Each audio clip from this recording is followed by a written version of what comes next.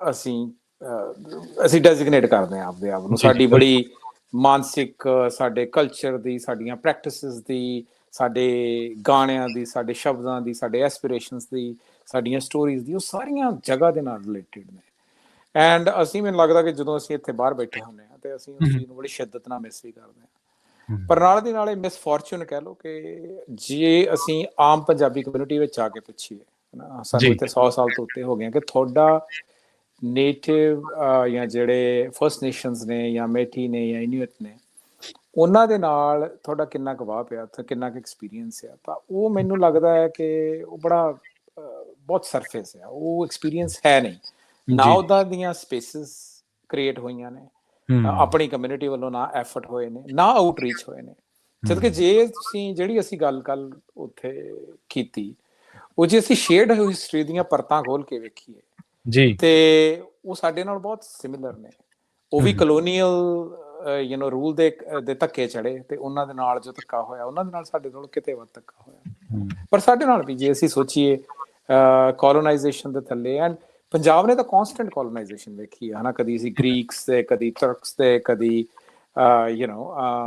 ਕਦੀ ਮੁਗਲਸ ਤੇ, and over the period of time ਅਸੀਂ ਵੇਖਿਆ ਕਿ 1947 ਚ ਉਜਾੜੇ ਹੋਏ, 1984 ਦੇ ਵਿੱਚ ਜੋ ਹੋਇਆ, ਹੁਣ ਦੀਆਂ ਵੀ ਜਿਹੜੀਆਂ ਅਸੀਂ ਪਾਲਿਸੀਜ਼ ਵੇਖੀਏ, ਰਿਪਰੈਜ਼ੈਂਟੇਟਿਵ ਗਵਰਨਮੈਂਟਸ ਵੇਖੀਏ, ਸੋ ਸਾਰੇ ਇਸ਼ੂਜ਼ ਨੇ ਉਹ ਬਹੁਤ ਕਾਮਨ ਨੇ। ਤੇ ਮੈਨੂੰ ਲੱਗਦਾ ਹੈ ਕਿ ਇੰਨੇ ਇਸ਼ੂ ਕਾਮਨ ਹੋਣ ਦੇ ਬਾਵਜੂਦ ਵੀ ਜਦੋਂ ਅਸੀਂ ਅਲਾਇੰਸਿਸ ਕ੍ਰੀਏਟ ਕਰਨ ਦੀ ਕੋਸ਼ਿਸ਼ ਕਰਦੇ ਹਾਂ, ਅਸੀਂ US ਦੇ ਵਿੱਚ ਵੀ ਵੇਖਿਆ ਕਿ ਜਦੋਂ ਅਲਾਇੰਸਿਸ ਕ੍ਰੀਏਟ ਕਰਨ ਦੀ ਕੋਸ਼ਿਸ਼ ਕਰਦੇ ਹਾਂ, ਅਸੀਂ ਮੈਂ ਬਹੁਤ ਚਿਰ US ਦੇ ਵਿੱਚ ਰਿਹਾ, ਮੈਂ ਇੱਥੇ ਸਿੱਖ ਕੋਲੀਸ਼ਨ ਦੇ ਨਾਲ ਵੀ ਕੰਮ ਕੀਤਾ ਹੈ ਨਾ, ਐਜ਼ ਅ ਵਾਲੰਟੀਅਰ, ਜਦੋਂ ਮੈਂ ਯੰਗ ਸੀਗਾ, ਜਦੋਂ ਸਟੂਡੈਂਟ ਤੋਂ ਬਾਅਦ ਸੀਗਾ।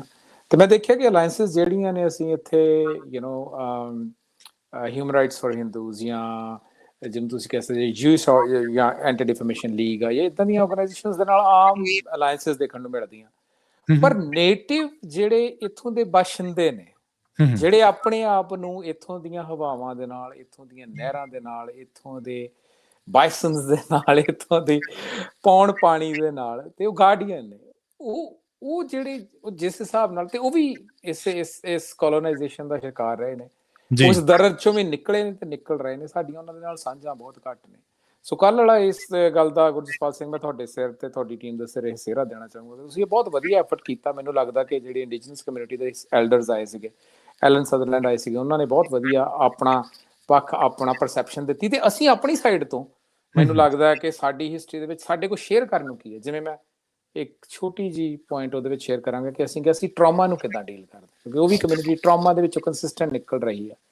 ਤੇ ਅਸੀਂ ਵੀ ਕਈ ਤਰ੍ਹਾਂ ਦੇ ਟਰਾਮਾ, ਭਾਵੇਂ 47 ਦਾ, ਭਾਵੇਂ 84 ਦਾ, ਉਸ ਤੋਂ ਬਾਅਦ ਦੀਆਂ ਘਰਾਂ ਤੋਂ ਪਰੇ ਹੋਣ ਦਾ, ਉਹ ਸਾਰੇ ਟਰਾਮੇ ਦੇ ਵਿੱਚੋਂ।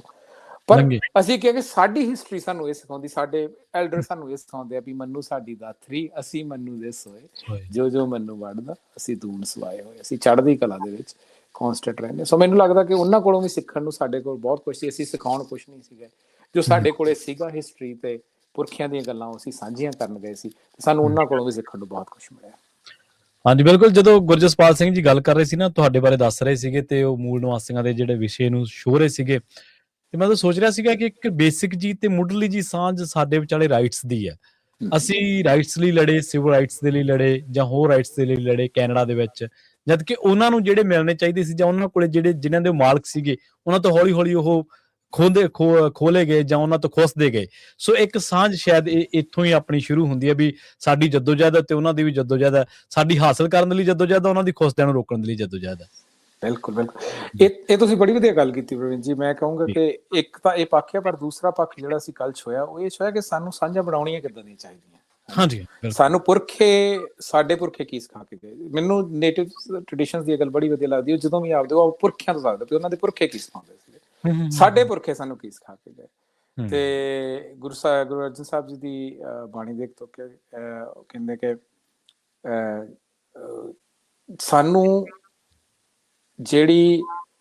ਸਾਨੂੰ ਸਾਂਝਾਂ ਉਹ ਬਣਾਉਣੀਆਂ ਚਾਹੀਦੀਆਂ, ਜਿਨ੍ਹਾਂ ਦੇ ਸੰਦੜਿਆਂ ਦੁਰਮਤ ਵੰਝੇ ਮਿੱਤਰ ਸਾਡੜੇ ਸਹੀ।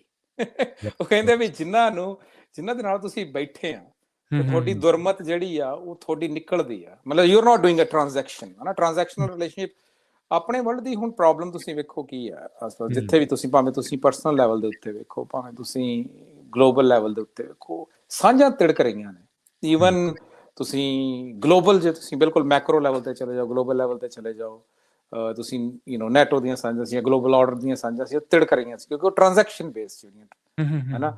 ਤੇ ਸਾਡੇ ਪੁਰਖੇ ਸਾਨੂੰ ਕੀ ਕਹਿੰਦੇ ਸੀ? ਉਹ ਕਹਿੰਦੇ ਸੀ ਵੀ ਭਾਈ ਤੁਸੀਂ ਸਾਂਝਾਂ ਉਹ ਬਣਾਓ ਜਿਹਦੇ ਨਾਲ ਦੂਜੇ ਦੇ ਨਾਲ ਬੈਠਿਆਂ ਤੁਹਾਡੇ ਚੋਂ ਜਿਹੜੀ ਤੁਹਾਡਾ ਜਿਹੜਾ ਕਰੈਕਟਰ ਉਹ ਬੈਟਰ ਹੋਵੇ, ਤੁਹਾਡੇ ਉੱਥੋਂ ਹਵਾ ਦਾ ਬੁੱਲਾ ਤੁਹਾਨੂੰ ਲੱਗੇ ਕਿ ਸੱਚੇ ਬੰਦਿਆਂ ਨਾਲ ਬੈਠੇ, ਤੁਹਾਡੇ ਐਬ ਵਿਸਰ ਜਾਣ, ਤੁਹਾਡੇ ਐਬ ਵਿਸਰ ਜਾਣ, ਤੇ ਤੁਹਾਨੂੰ ਦਿਸਣ ਵੀ, ਜੇ ਦੂਸਰੇ ਬੰਦੇ ਤੁਹਾਡੇ ਤੋਂ ਬੈਟਰ ਨੇ ਤੇ ਤੁਹਾਨੂੰ ਦਿਸਣ ਅਸੀਂ ਇਸ ਕਾਬਿਲ ਹੈਗੇ ਆ ਕਿ ਉਹ ਸਾਂਝ, ਤੇ ਅਸੀਂ ਕੀ ਕਰੀਏ ਕਿ ਅਸੀਂ ਉਸ ਕਾਬਿਲ ਬਣੀਏ ਕਿ ਉਹ ਸਾਂਝਾ ਬਣਾਉਣ ਦੇ ਕਾਬਿਲ ਹੋ ਸਕੀਏ। ਜੀ ਬਿਲਕੁਲ ਬਿਲਕੁਲ ਜੀ। ਉੱਥੇ ਨਾ ਇੱਕ ਜਿਹੜੀ ਹੋਰ ਕਮਾਲ ਦੀ ਗੱਲ ਹੈ, ਜਿਹੜੀ ਆਪਾਂ ਬਜ਼ੁਰਗਾਂ ਵਾਲੀ ਗੱਲ ਕਰਦੇ ਹਾਂ, ਜਿਵੇਂ ਐਲਡਰ। ਸੋ ਪ੍ਰਵੀਨ ਜੀ, ਆਪਾਂ ਐਲਡਰ ਸ਼ਬਦ ਵਰਤਦੇ ਹਾਂ ਵੀ ਜਿਹੜਾ ਸਾਡਾ ਕੋਈ ਓਲਡਰ ਬੰਦਾ, ਬਜ਼ੁਰਗ ਹੈ। ਸੋ ਜਿਹੜੀ ਮੂਲ ਨਿਵਾਸੀ ਕਮਿਊਨਿਟੀ ਆ, ਉਹਦੇ ਵਿੱਚ ਵੀ ਐਲਡਰਸ ਦਾ ਹੀ ਕੰਸੈਪਟ ਹੈ।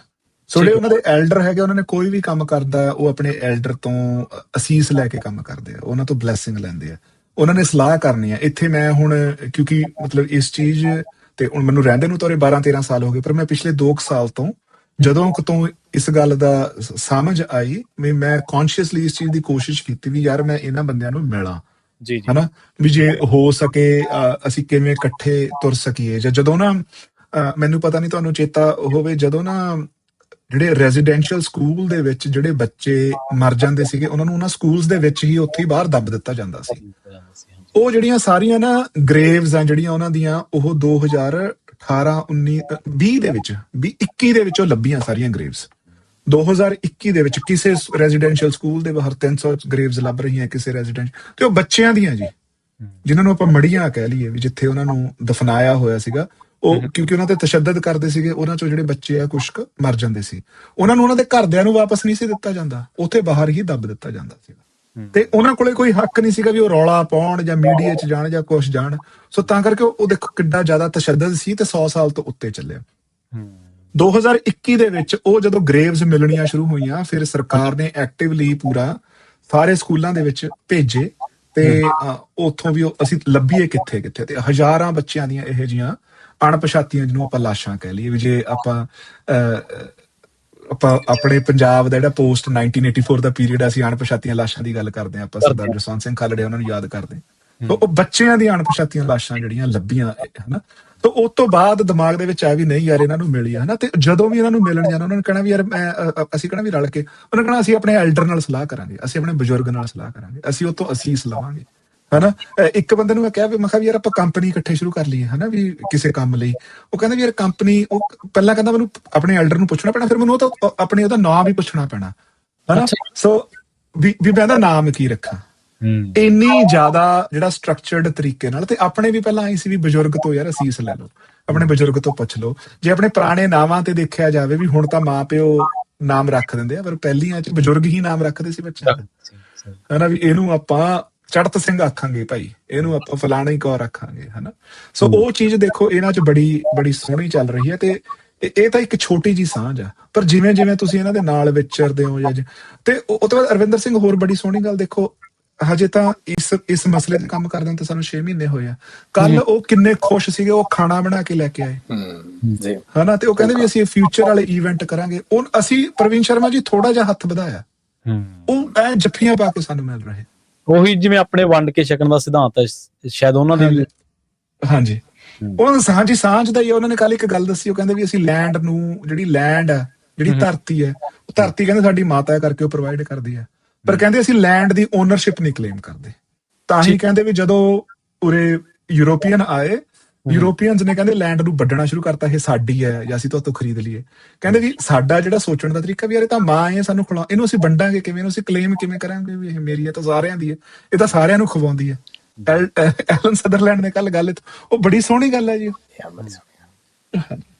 ਇੱਕ ਹੋਰ ਜਿਹੜੀ ਬੜੀ ਪਿਆਰੀ ਗੱਲ ਕੱਲ ਜਿਵੇਂ ਐਲਨ ਕਰ ਰਿਹਾ ਸੀਗਾ, ਮੈਨੂੰ ਲੱਗਦਾ ਕਿ ਜੋ ਤੁਸੀਂ ਬਹਿਨੇ ਆ, ਜੋ ਤੁਸੀਂ ਸਾਂਝਾਂ ਨੂੰ ਐਕਸਪਲੋਰ ਕਰਦੇ ਆ, ਤੁਹਾਨੂੰ ਕਈ ਹੋਰ ਸਾਂਝਾਂ ਲੱਭਦੀਆਂ। ਜਿਵੇਂ ਉਹ ਕਹਿੰਦਾ ਕਿ ਅਸੀਂ, ਉਹਨੇ ਆਖਿਆ ਕਿ ਅਸੀਂ, ਕਹਿੰਦਾ ਜਦੋਂ ਇੱਥੇ ਯੂਰੋਪੀਅਨਸ ਆਏ ਤਾਂ ਉਹਨਾਂ ਨੇ ਕਿਹਾ ਕਿ ਅਸੀਂ ਕਿਹਾ ਕੁੱਤੇ 'ਚ ਵੀ ਰੱਬ ਆ, ਕੁੱਤੇ 'ਚ ਵੀ ਸਪਿਰਿਟ ਆ, ਹਨਾ, ਸਾਡੇ ਪਲਾਂਟਸ ਵੀ ਸਪਿਰਿਟ ਹਰੇਕ ਜਗ੍ਹਾ ਨਾ, ਸਭ ਮੈਂ ਜੋ ਅਸੀਂ ਗੁਰਬਾਣੀ ਚ ਆਉਂਦਾ ਸਭ ਮੈਂ ਜੋਤ ਹੈ ਸੋਏ, ਹਨਾ, ਤੇ ਅਕਾਲ ਪੁਰਖ ਦੀ ਜੋਤ ਸਾਰਿਆਂ ਦੇ ਵਿੱਚ ਆ। ਸੋ ਮੈਨੂੰ ਲੱਗਦਾ ਕਿ ਇਹ ਇੱਕ ਨੈਚੁਰਲ ਪ੍ਰਵਿਰਤੀ ਆ ਕਿ ਜਦੋਂ ਵੀ ਤੁਸੀਂ ਨਵੀਂ ਜਗ੍ਹਾ ਤੇ ਆਉਂਦੇ ਹੋ, ਤੁਸੀਂ ਸਟਰਗਲ ਕਰਦੇ ਆ, ਤੇ ਤੁਹਾਡੀ ਜਿਹੜੀ ਟੈਂਡੈਂਸੀ ਹੁੰਦੀ ਆ ਉਹ ਹੁੰਦੀ ਆ ਕਿ ਆਪਣੇ ਤੋਂ ਪਾਵਰਫੁਲ ਦੇ ਨਾਲ ਅਲਾਈਅੰਸਿਸ ਬਣਾਈਏ। ਜਦ ਕਿ ਜੇ ਅਸੀਂ ਆਪਣੀ ਹਿਸਟਰੀ ਵੱਲ ਚੱਲੀਏ, ਭਾਵੇਂ ਅਸੀਂ ਉਹ ਗੁਰੂ ਸਾਹਿਬਾਨਾਂ ਦੀ ਹਿਸਟਰੀ ਵੱਲ ਚੱਲੀਏ, ਤੇ ਭਾਵੇਂ ਅਸੀਂ ਉਹ 18ਵੀਂ ਸਦੀ ਦੇ ਸਿੱਖਾਂ ਦੀ ਹਿਸਟਰੀ ਵੱਲ ਚੱਲੀਏ, ਉਹਨਾਂ ਨੇ ਅਲਾਈਅੰਸਿਸ ਸਦਾ ਨਿਮਾਣੇ ਨਿਤਾਣੇ ਦੇ ਨਾਲ ਬਣਾਏ। ਇਹਦਾ ਇਹ ਮਤਲਬ ਨਹੀਂ ਹੈਗਾ ਕਿ ਅਸੀਂ ਕਿਸੇ ਵੀ ਤਰ੍ਹਾਂ ਰੇਸ਼ੀਅਲੀ ਬਾਇਸਡ ਹੋਈਏ, ਮੈਨੂੰ ਲੱਗਦਾ। ਤੇ ਇਹ ਵੀ ਜ਼ਰੂਰੀ ਨਹੀਂ ਹੈਗਾ ਕਿ ਅਸੀਂ ਕਹੀਏ ਕਿ ਯੂਰਪੀਅਨਸ ਮਾੜੇ ਹੁੰਦੇ ਨੇ, ਸਾਰੇ ਨੇਟਿਵਸ ਚੰਗੇ ਹੁੰਦੇ, ਇੱਦਾਂ ਦੀ ਕੋਈ ਗੱਲ ਨਹੀਂ ਹੈਗੀ। ਜਿਹੜੀ ਫਿਰ ਗੱਲ ਉੱਥੇ ਆ ਜਾਂਦੀ ਕਿ ਅਲਾਇੰਸ ਕਿੱਦਾਂ ਦੇ ਬਣਾਈਏ। ਅਲਾਇੰਸ ਇੱਦਾਂ ਦੇ ਬਣਾਈਏ ਜਿਹਦੇ ਚੋਂ ਦੁਰਮਤ ਬਚੇ, ਜਿਹਦੇ ਚੋਂ ਸਾਡੀ ਜਿਹੜੀ ਅਸੀਂ we become better humans in those going into those alliances. ਮੈਂ ਹੋਰ ਵੀ ਗੱਲ ਸਾਂਝੀ ਕਰਨੀ ਚਾਹਾਂਗਾ, ਕਿਉਂਕਿ ਇਟਸ ਨਾਟ ਆਲ ਸਾਰਾ ਕੁਛ ਵਧੀਆ ਨਹੀਂ ਹੈਗਾ। ਮੈਂ ਆਉਂਦੇ ਜਦੋਂ ਇੱਥੇ ਆ ਰਿਹਾ ਸੀਗਾ, ਤੇ ਮੈਂ ਉਹ ਪ੍ਰੈਜੈਂਟੇਸ਼ਨ ਤੇ ਮੈਨੂੰ ਸੀਗਾ ਕਿ ਮੈਂ ਕਿਸੇ ਜਿਹੜੇ ਨੇਟਿਵ ਐਲਡਰ ਨੇ ਉਹਨਾਂ ਦੇ ਥਰੂ ਪਾਸ ਕਰਨਾ ਇੱਕ ਵਾਰੀ, ਕਿ ਮੈਂ ਕੋਈ ਅਫੈਂਸਿਵ ਗੱਲ ਨਾ ਕਹਿ ਰਿਹਾ ਹੋਵਾਂ, ਕਿਉਂਕਿ ਜਦੋਂ ਤੁਸੀਂ ਕਾਮਨ ਸਪੇਸਿਸ ਦੇ ਵਿੱਚ ਗੱਲ ਕਰਨੀ ਹੈ, ਹਨਾ। ਤੇ ਮੇਰੇ ਨਾਲ ਇੱਕ ਟੀਚਰ ਬੈਠੇ ਸੀ, ਬਾਈ ਚਾਂਸ ਰੱਬ ਦੀ ਕਰਨੀ ਸੀਗੀ, ਉਹ ਮੇਠੀ ਸੀਗੇ, ਹਨਾ, ਤੇ ਐਲਡਰਲੀ ਵਿਮਨ ਸੀਗੇ, ਤੇ ਉਹ ਬੈਠੇ ਤੇ ਉਹ ਮੇਰੇ ਨਾਲ ਗੱਲ ਕਰਨ ਲੱਗ ਪਏ।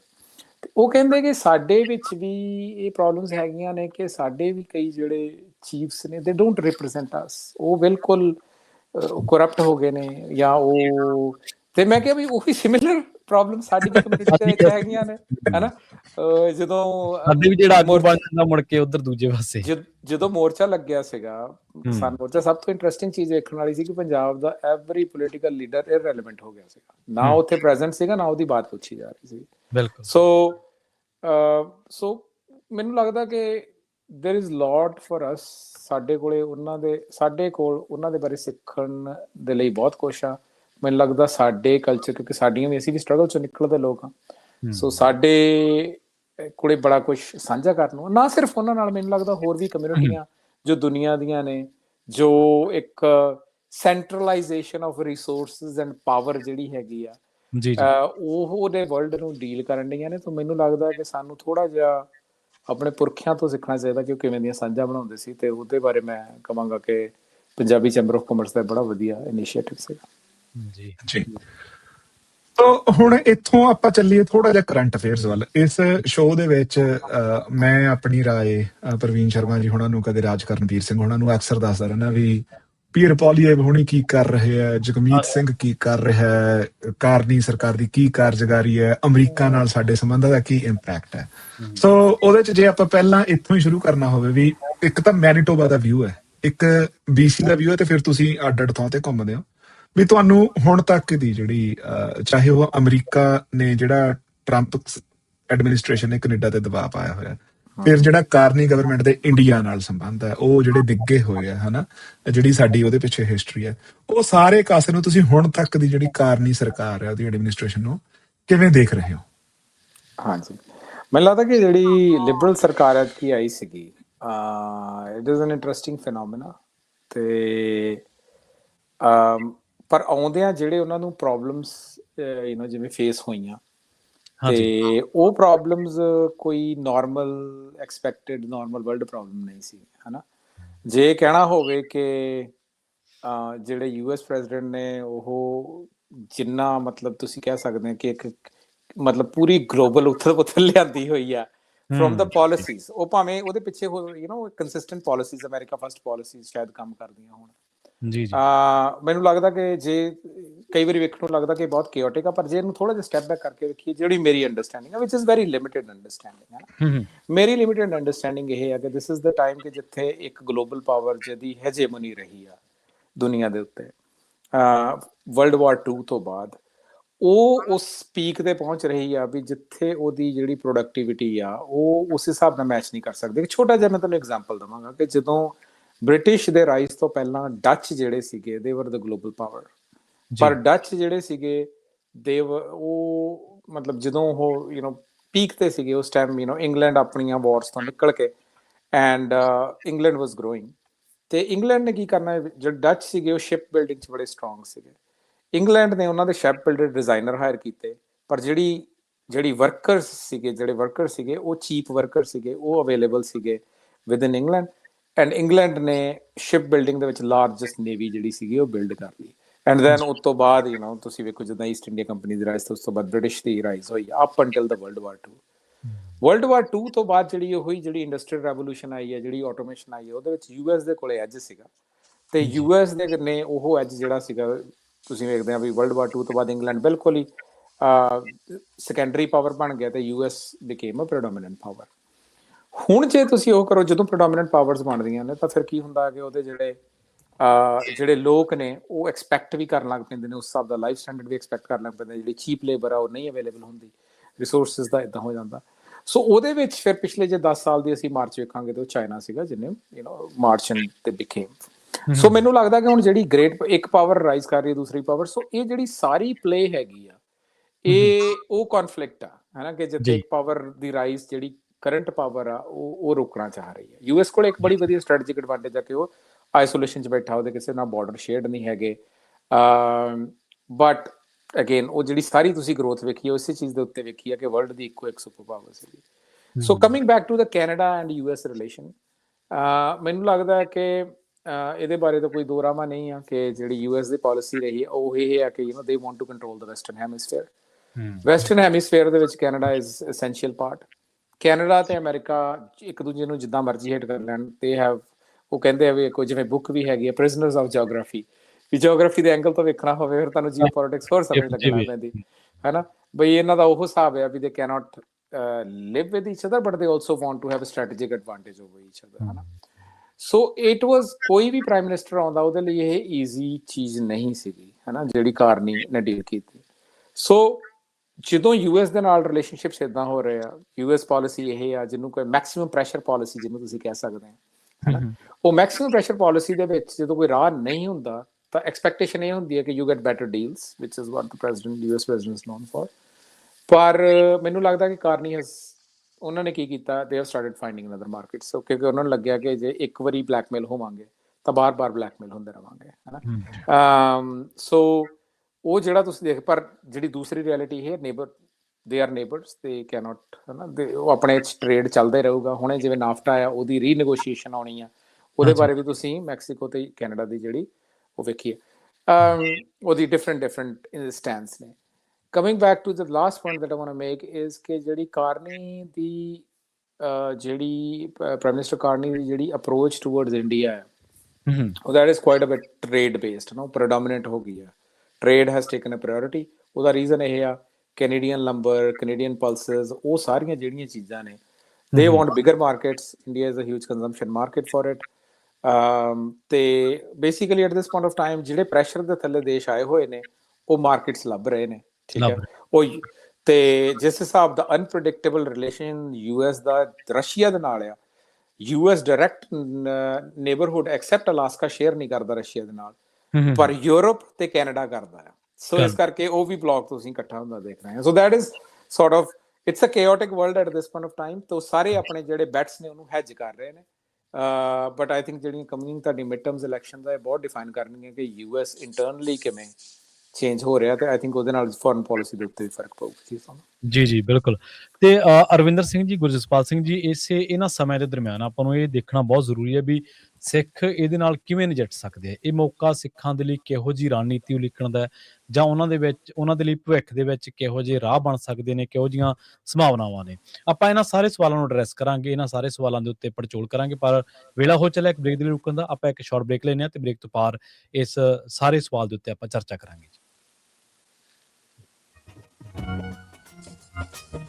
ਪੰਜਾਬੀ ਰੇਡੀਓ USA 7 ਦਿਨ 24 ਘੰਟੇ ਚੱਲਣ ਵਾਲਾ ਪੰਜਾਬੀਆਂ ਦਾ ਆਪਣਾ ਮਨ ਪਾਉਂਦਾ ਰੇਡੀਓ ਸਟੇਸ਼ਨ, ਤੇ ਸਾਡੇ ਪਲੇਟਫਾਰਮ ਪੰਜਾਬੀ TV USA ਨੂੰ ਫਾਲੋ ਕਰੋ। ਸਾਡੇ Facebook, YouTube, Instagram ਤੇ TikTok ਪਲੇਟਫਾਰਮਸ ਤੇ ਜੁਆਇਨ ਕਰਨ ਤੋਂ ਮਗਰੋਂ ਸਬਸਕ੍ਰਾਈਬ ਕਰੋ, ਫਾਲੋ ਕਰੋ ਔਰ ਅਪਡੇਟ ਰਹੋ। ਅਸੀਂ ਤੁਹਾਨੂੰ ਖਬਰਦਾਰ ਰੱਖਣ ਲਈ ਕਰੰਟ ਅਫੇਅਰਸ, ਮਨੋਰੰਜਨ ਭਰਪੂਰ ਇੰਟਰਟੇਨਮੈਂਟ ਪ੍ਰੋਗਰਾਮ ਪੇਸ਼ ਕਰਨੇ ਹਾਂ, ਜਿੱਦਾਂ ਅਪਡੇਟ ਅਮਰੀਕਾ, ਪ੍ਰੋਗਰਾਮ ਲੈ ਕੇ ਹਾਜ਼ਰ ਹੋ ਚੁੱਕੇ ਹਾਂ ਇਸ ਮੌਕੇ ਅਪਡੇਟ ਅਮਰੀਕਾ। अपडेट कैलिफोर्निया, खबर ते नजर, update immigration, Sanjhi Sath, update Pakistan, Sikh history, update farming, gateway to college, breaking news, Kavi Darbar, update Canada, Panthic paradigm, the Sikh excellence show, Punjabi tech talk, interviews, live coverages ते लाइव रोड शो, इस तो अड अनगिनत प्रोग्राम्स 24 घंटे ਚੱਲਣ ਵਾਲੇ ਪੰਜਾਬੀਆਂ ਦੇ ਸਭ ਤੋਂ ਵੱਡੇ ਪੰਜਾਬੀ ਰੇਡੀਓ ਨੈਟਵਰਕ ਤੇ ਪੰਜਾਬੀ ਟੀਵੀ USA ਤੇ ਆਪਣੇ ਬਿਜ਼ਨਸ ਦੀ ਪ੍ਰਮੋਸ਼ਨ ਕਰੋ। ਪ੍ਰਮੋਸ਼ਨ ਵਾਸਤੇ ਸਾਡਾ ਟੈਲੀਫੋਨ ਨੰਬਰ 408 272 5200 ਯਾਨੀ 4082725200 ਤੇ ਦੂਜਾ ਨੰਬਰ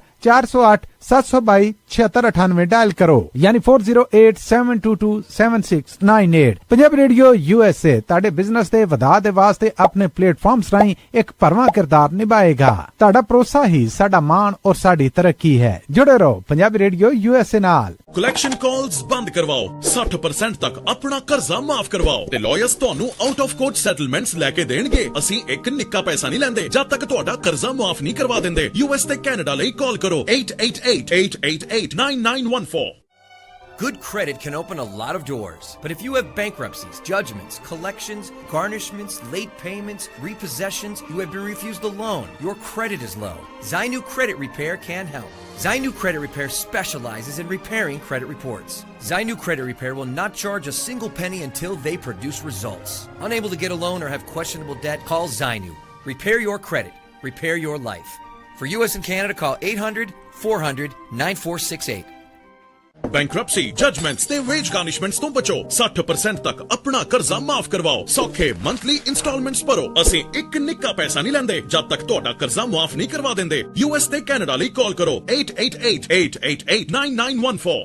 ਪੰਜਾਬੀ ਰੇਡੀਓ USA 7 ਦਿਨ 24 ਘੰਟੇ ਚੱਲਣ ਵਾਲਾ ਪੰਜਾਬੀਆਂ ਦਾ ਆਪਣਾ ਮਨਪਾਉਂਦਾ ਰੇਡੀਓ ਸਟੇਸ਼ਨ ਤੇ ਸਾਡੇ ਪਲੇਟਫਾਰਮ ਪੰਜਾਬੀ ਟੀਵੀ USA ਨੂੰ ਫਾਲੋ ਕਰੋ। ਸਾਡੇ Facebook, YouTube, Instagram ਤੇ TikTok ਪਲੇਟਫਾਰਮਸ ਤੇ ਜੁਆਇਨ ਕਰਨ ਤੋਂ ਮਗਰੋਂ ਸਬਸਕ੍ਰਾਈਬ ਕਰੋ, ਫਾਲੋ ਕਰੋ ਔਰ ਅਪਡੇਟ ਰਹੋ। ਅਸੀਂ ਤੁਹਾਨੂੰ ਖਬਰਦਾਰ ਰੱਖਣ ਲਈ ਕਰੰਟ ਅਫੇਅਰਸ, ਮਨੋਰੰਜਨ ਭਰਪੂਰ ਐਂਟਰਟੇਨਮੈਂਟ ਪ੍ਰੋਗਰਾਮ ਪੇਸ਼ ਕਰਨੇ ਹਾਂ ਜਿੱਦਾਂ ਅਪਡੇਟ ਅਮਰੀਕਾ, ਪ੍ਰੋਗਰਾਮ ਲੈ ਕੇ ਹਾਜ਼ਰ ਹੋ ਚੁੱਕੇ ਹਾਂ ਇਸ ਮੌਕੇ ਅਪਡੇਟ ਅਮਰੀਕਾ। अपडेट कैलिफोर्निया, खबर ते नजर, update immigration, Sanjhi Sath, update Pakistan, Sikh history, update farming, gateway to college, breaking news, Kavi Darbar, update Canada, Panthic paradigm, the Sikh excellence show, Punjabi tech talk, interviews, live coverages ते लाइव रोड शो, इस तो अड अनगिनत प्रोग्राम्स 24 घंटे ਚੱਲਣ ਵਾਲੇ ਪੰਜਾਬੀਆਂ ਦੇ ਸਭ ਤੋਂ ਵੱਡੇ ਪੰਜਾਬੀ ਰੇਡੀਓ ਨੈਟਵਰਕ ਤੇ ਪੰਜਾਬੀ ਟੀਵੀ USA ਤੇ ਆਪਣੇ ਬਿਜ਼ਨਸ ਦੀ ਪ੍ਰਮੋਸ਼ਨ ਕਰੋ। ਪ੍ਰਮੋਸ਼ਨ ਵਾਸਤੇ ਸਾਡਾ ਟੈਲੀਫੋਨ ਨੰਬਰ 408 272 5200 ਯਾਨੀ 4082725200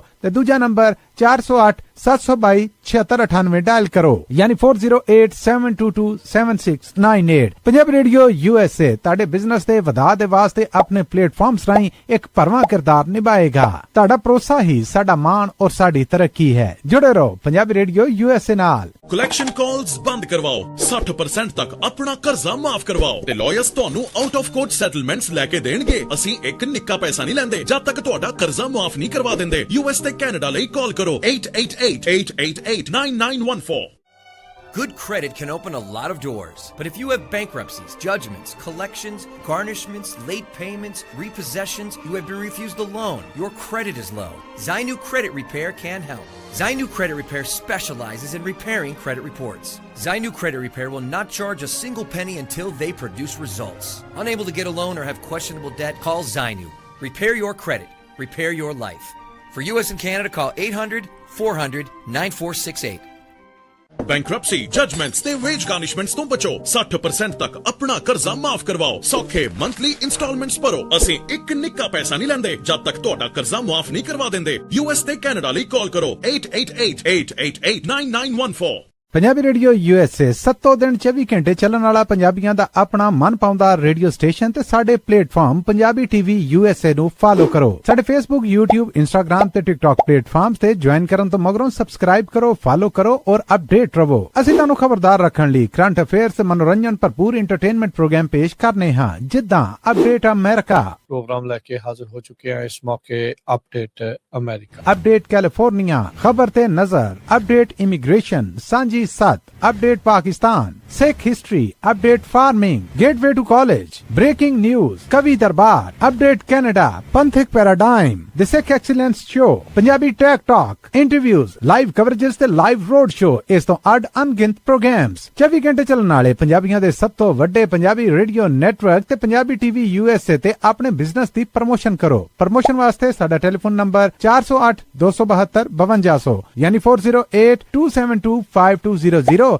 ते दूजा नंबर 408 722 7698 डायल करो यानी 408 722 7698। पंजाबी रेडियो यूएसए ताड़े बिजनेस दे वधा दे वास्ते अपने प्लेटफॉर्म्स राही एक भरवां किरदार निभाएगा। ताड़ा भरोसा ही साडा मान और साडी तरक्की है। जुड़े रहो पंजाबी रेडियो यूएसए नाल। कलैक्शन कॉल्स बंद करवाओ, 60% तक अपना कर्जा माफ करवाओ ते लॉयर्स ਤੁਹਾਨੂੰ ਆਊਟ ਆਫ ਕੋਰਟ ਸੈਟਲਮੈਂਟਸ ਲੈ ਕੇ ਦੇਣਗੇ। ਅਸੀਂ ਇੱਕ ਨਿੱਕਾ ਪੈਸਾ ਨਹੀਂ ਲੈਂਦੇ ਜਦ ਤੱਕ ਤੁਹਾਡਾ ਕਰਜ਼ਾ ਮਾਫ ਨਹੀਂ ਕਰਵਾ ਦਿੰਦੇ। ਯੂਐਸ ਤੇ ਕੈਨੇਡਾ ਲਈ ਕਾਲ ਕਰੋ 888-888-9914।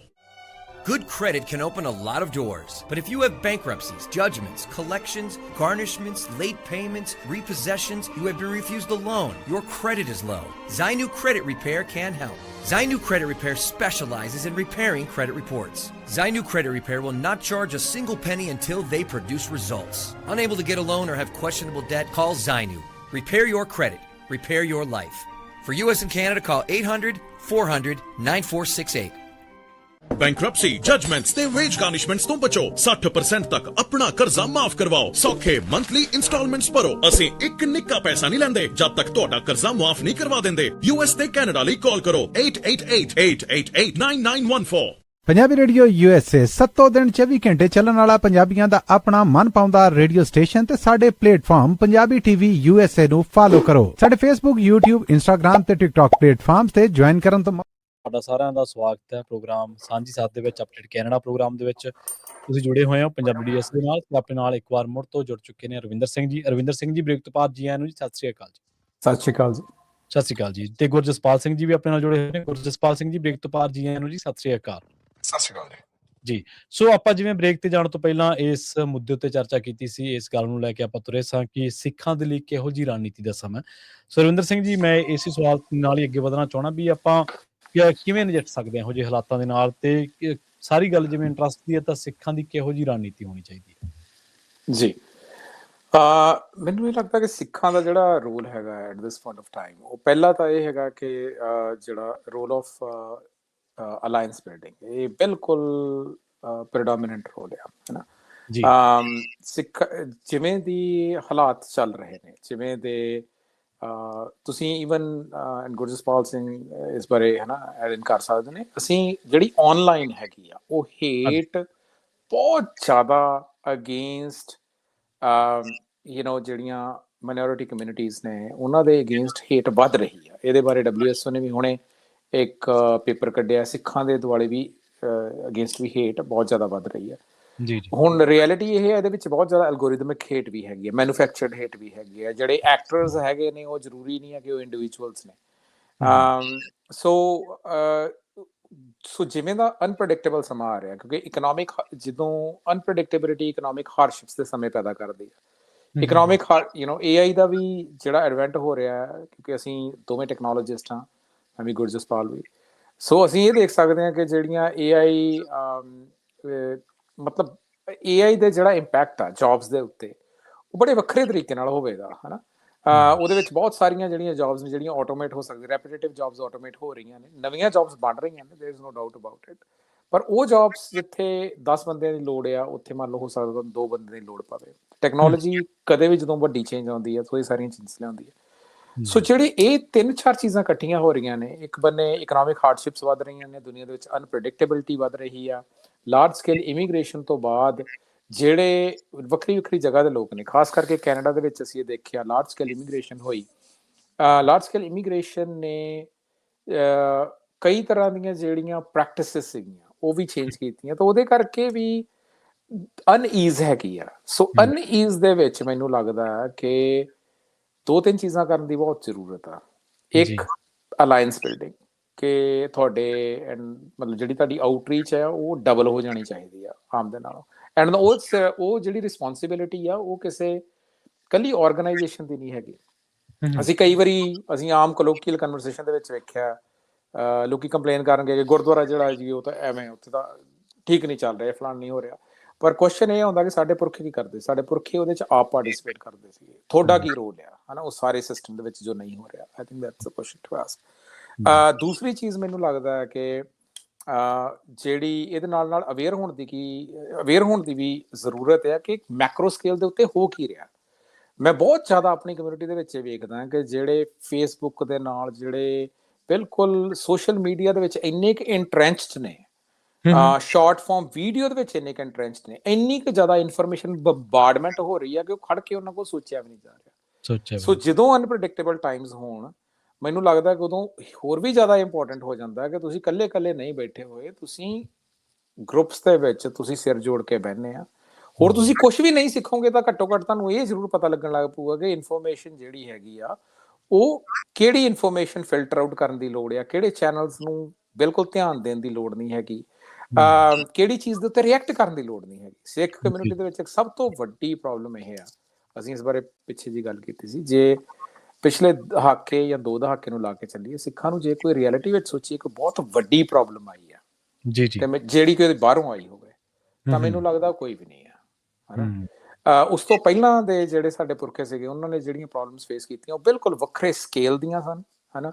ਉਹ ਪਰ ਜੇ ਅਸੀਂ ਪਿਛਲੇ 95 ਤੋਂ ਬਾਅਦ ਦੀ ਗੱਲ ਕਰੀਏ ਤਾਂ ਮੈਨੂੰ ਲੱਗਦਾ ਜਿਹੜੀਆਂ ਵੱਡੀਆਂ ਪ੍ਰੋਬਲਮਸ ਨੇ ਜਦੋਂ ਉਹ ਜਾਂ ਤਾਂ ਮੈਨੂਫੈਕਚਰ ਹੋ ਰਹੀਆਂ ਨੇ ਜਾਂ ਉਹਨਾਂ ਨੂੰ ਜਿੱਦਾਂ ਇੱਕ ਬਿੱਲੀ ਨੂੰ ਡਾਟ ਦੇ ਦੁਆਲੇ ਦੜਾਇਆ ਨਹੀਂ ਜਾਂਦਾ ਹੈਗਾ ਕਿ ਨਿਤ ਨਵੀਂ ਜਿਹੜੀ ਪ੍ਰੋਬਲਮ ਆ, ਨਿਤ ਨਵਾਂ ਮੁੱਦਾ, ਨਿਤ ਨਵਾਂ ਇਸ਼ੂ, ਉਹਦੇ ਉੱਤੇ એનર્ਜੀ ਫੋਕਸ ਹੋ ਰਹੀ ਹੈ। ਜਦ ਕਿ ਜਿੱਥੇ ਫੋਕਸ ਕਰਨ ਦੀ ਲੋੜ ਆ ਉਹ ਜਿਹੜੀ ਜਗ੍ਹਾ ਤੇ ਬੈਠੇ ਹੋਏ ਆ, ਤੁਹਾਡੇ ਅਲਾਈਅੰਸਿਸ ਕੀ ਨੇ, ਕੀ ਤੁਹਾਡੇ ਗੁਆਂਢੀ ਤੁਹਾਨੂੰ ਜਾਣਦੇ ਨੇ, ਤੁਸੀਂ ਕਿੱਦਾਂ ਦੇ ਲੋਕ ਹੋ, ਕੀ ਤੁਹਾਡੇ ਸਿਟੀਜ਼ ਤੁਹਾਨੂੰ ਜਾਣਦੀਆਂ ਨੇ, ਤੁਸੀਂ ਕਿੱਦਾਂ ਦੇ ਲੋਕ ਹੋ, ਕੀ ਤੁਹਾਡੇ ਉਹਨਾਂ ਦੇ ਨਾਲ ਅਲਾਈਅੰਸਿਸ ਬਣੇ ਨੇ, ਕੀ ਤੁਹਾਡੀਆਂ ਆਵਾਜ਼ਾਂ ਜਿਹੜੀਆਂ ਨੇ ਉਹ ਤੁਹਾਡੇ ਅਲਾਈਅੰਸਿਸ ਹੈਗੇ ਨੇ ਕਿ ਜਿਹੜੇ ਤੁਹਾਡੇ ਜਿਹੜੇ ਤੁਹਾਡੇ ਮੇਜਰ ਨਿਊਜ਼ ਨੈਟਵਰਕਸ ਨੇ ਉਹਨਾਂ ਦੇ ਵਿੱਚ ਤੁਹਾਡੇ ਕਨੈਕਸ਼ਨ ਨੇ, ਕੀ ਤੁਹਾਡੇ ਬੱਚੇ ਇਹੋ ਜਿਹੀਆਂ ਜੌਬਸ ਦੇ ਵੱਲ ਐਸਪਾਇਰ ਕਰ ਰਹੇ ਨੇ ਜਿਨ੍ਹਾਂ ਨੇ ਵਾਕਈ ਹੀ ਅਗਲੀਆਂ ਜਿਹੜੀਆਂ ਚੇਂਜਸ ਨੇ, ਭਾਵੇਂ ਉਹ AI ਦੇ ਨਾਲ ਰਿਲੇਟਡ ਨੇ, ਭਾਵੇਂ ਉਹ ਗਲੋਬਲ ਸਪਲਾਈ ਚੇਨਸ ਦੇ ਨਾਲ ਰਿਲੇਟਡ ਨੇ, ਜੀਓਪੋਲਿਟੀਕਲ ਸ਼ਿਫਟਸ ਦੇ ਨਾਲ ਰਿਲੇਟਡ ਨੇ, ਕੀ ਉਹ ਉਧਰ ਵੱਲ ਨੂੰ ਐਸਪਾਇਰ ਕਰ ਰਹੇ ਨੇ।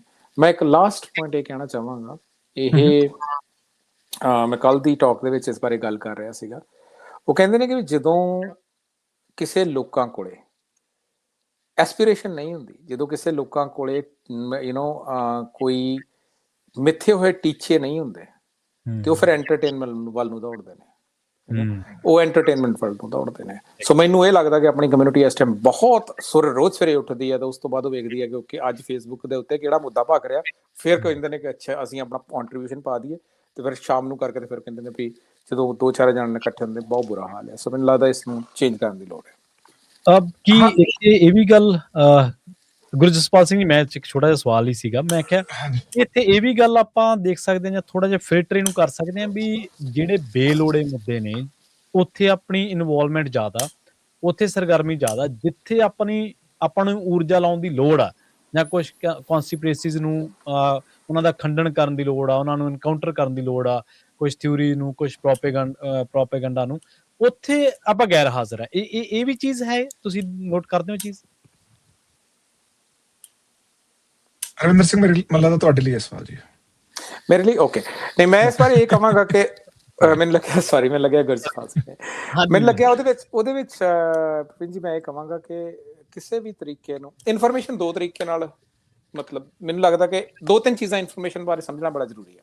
ਪਹਿਲੀ ਚੀਜ਼, ਜਿਹੜੀ ਇਨਫੋਰਮੇਸ਼ਨ ਤੁਹਾਡੇ ਕੋਲ ਚੱਲ ਕੇ ਆਈ ਉਹ ਨੌਲੇਜ ਨਹੀਂ ਹੈਗੀ, ਨੌਲੇਜ ਨੂੰ ਤੁਹਾਨੂੰ ਲੱਭਣ ਜਾਣਾ ਪੈਂਦਾ, ਠੀਕ ਹੈ ਜੀ। ਸੋ ਜਿਹੜੀ ਇਨਫੋਰਮੇਸ਼ਨ ਤੁਹਾਡੇ ਕੋਲ ਚੱਲ ਕੇ ਆ ਰਹੀ ਆ ਉਹਦੇ ਤੁਸੀਂ ਪ੍ਰੋਡਕਟ ਆ, ਠੀਕ ਹੈ ਜੀ, ਹਨਾ, ਪਹਿਲੀ ਗੱਲ। ਦੂਸਰੀ ਚੀਜ਼ ਇਹ ਆ, ਜੇ ਤੁਸੀਂ ਪਿਛਲੀ ਹਰੇਕ ਸੈਂਚੁਰੀ ਦੇ ਵਿੱਚ ਕੁਛ ਨਾ ਕੁਛ ਟ੍ਰੇਡ ਹੁੰਦਾ, ਜੇ ਅਸੀਂ ਬਿਲਕੁਲ ਹਿਊਮਨ ਸਿਵਲਾਈਜੇਸ਼ਨ ਦੇ ਸ਼ੁਰੂ ਚੱਲ ਜਾਈਏ ਤਾਂ ਉੱਥੇ ਸਭ ਤੋਂ ਪਹਿਲਾਂ ਟੂਲ ਟ੍ਰੇਡ ਹੁੰਦੇ ਸੀਗੇ, ਫਿਰ ਜਿਹੜੇ ਖਣਿਜ ਸੀਗੇ ਜਾਂ ਪ੍ਰੋਡਿਊਸ ਸੀਗੀ ਉਹ ਟ੍ਰੇਡ ਹੋਣ ਲੱਗ ਪਈ।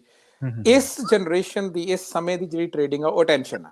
ਸੋ ਤੁਸੀਂ ਅਟੈਂਸ਼ਨ ਕਿੱਥੇ ਲਾਉਣੀ ਹੈ, ਇਹ ਬੜੀ ਇੰਪੋਰਟੈਂਟ ਚੀਜ਼ ਹੈ, ਠੀਕ ਹੈ ਜੀ, ਬਿਕੋਜ਼ ਉਹ ਸਾਰੀਆਂ ਚੀਜ਼ਾਂ ਜਿਹੜੀਆਂ ਉਹ ਡਿਫਾਈਨ ਕਰ ਰਹੀ, ਉਹ ਤੁਹਾਡੀ ਡੈਮੋਕ੍ਰੇਸੀ ਦਾ ਸਟਰਕਚਰ, ਉਹ ਤੁਹਾਡੇ ਬਿਜ਼ਨੈਸਿਸ, ਉਹ ਤੁਹਾਡੇ ਪਲੈਨਿੰਗ, ਸਾਰਾ ਕੁਝ ਉਹ ਡਿਫਾਈਨ ਕਰ ਰਹੀ। ਸੋ ਪਹਿਲੀ ਗੱਲ।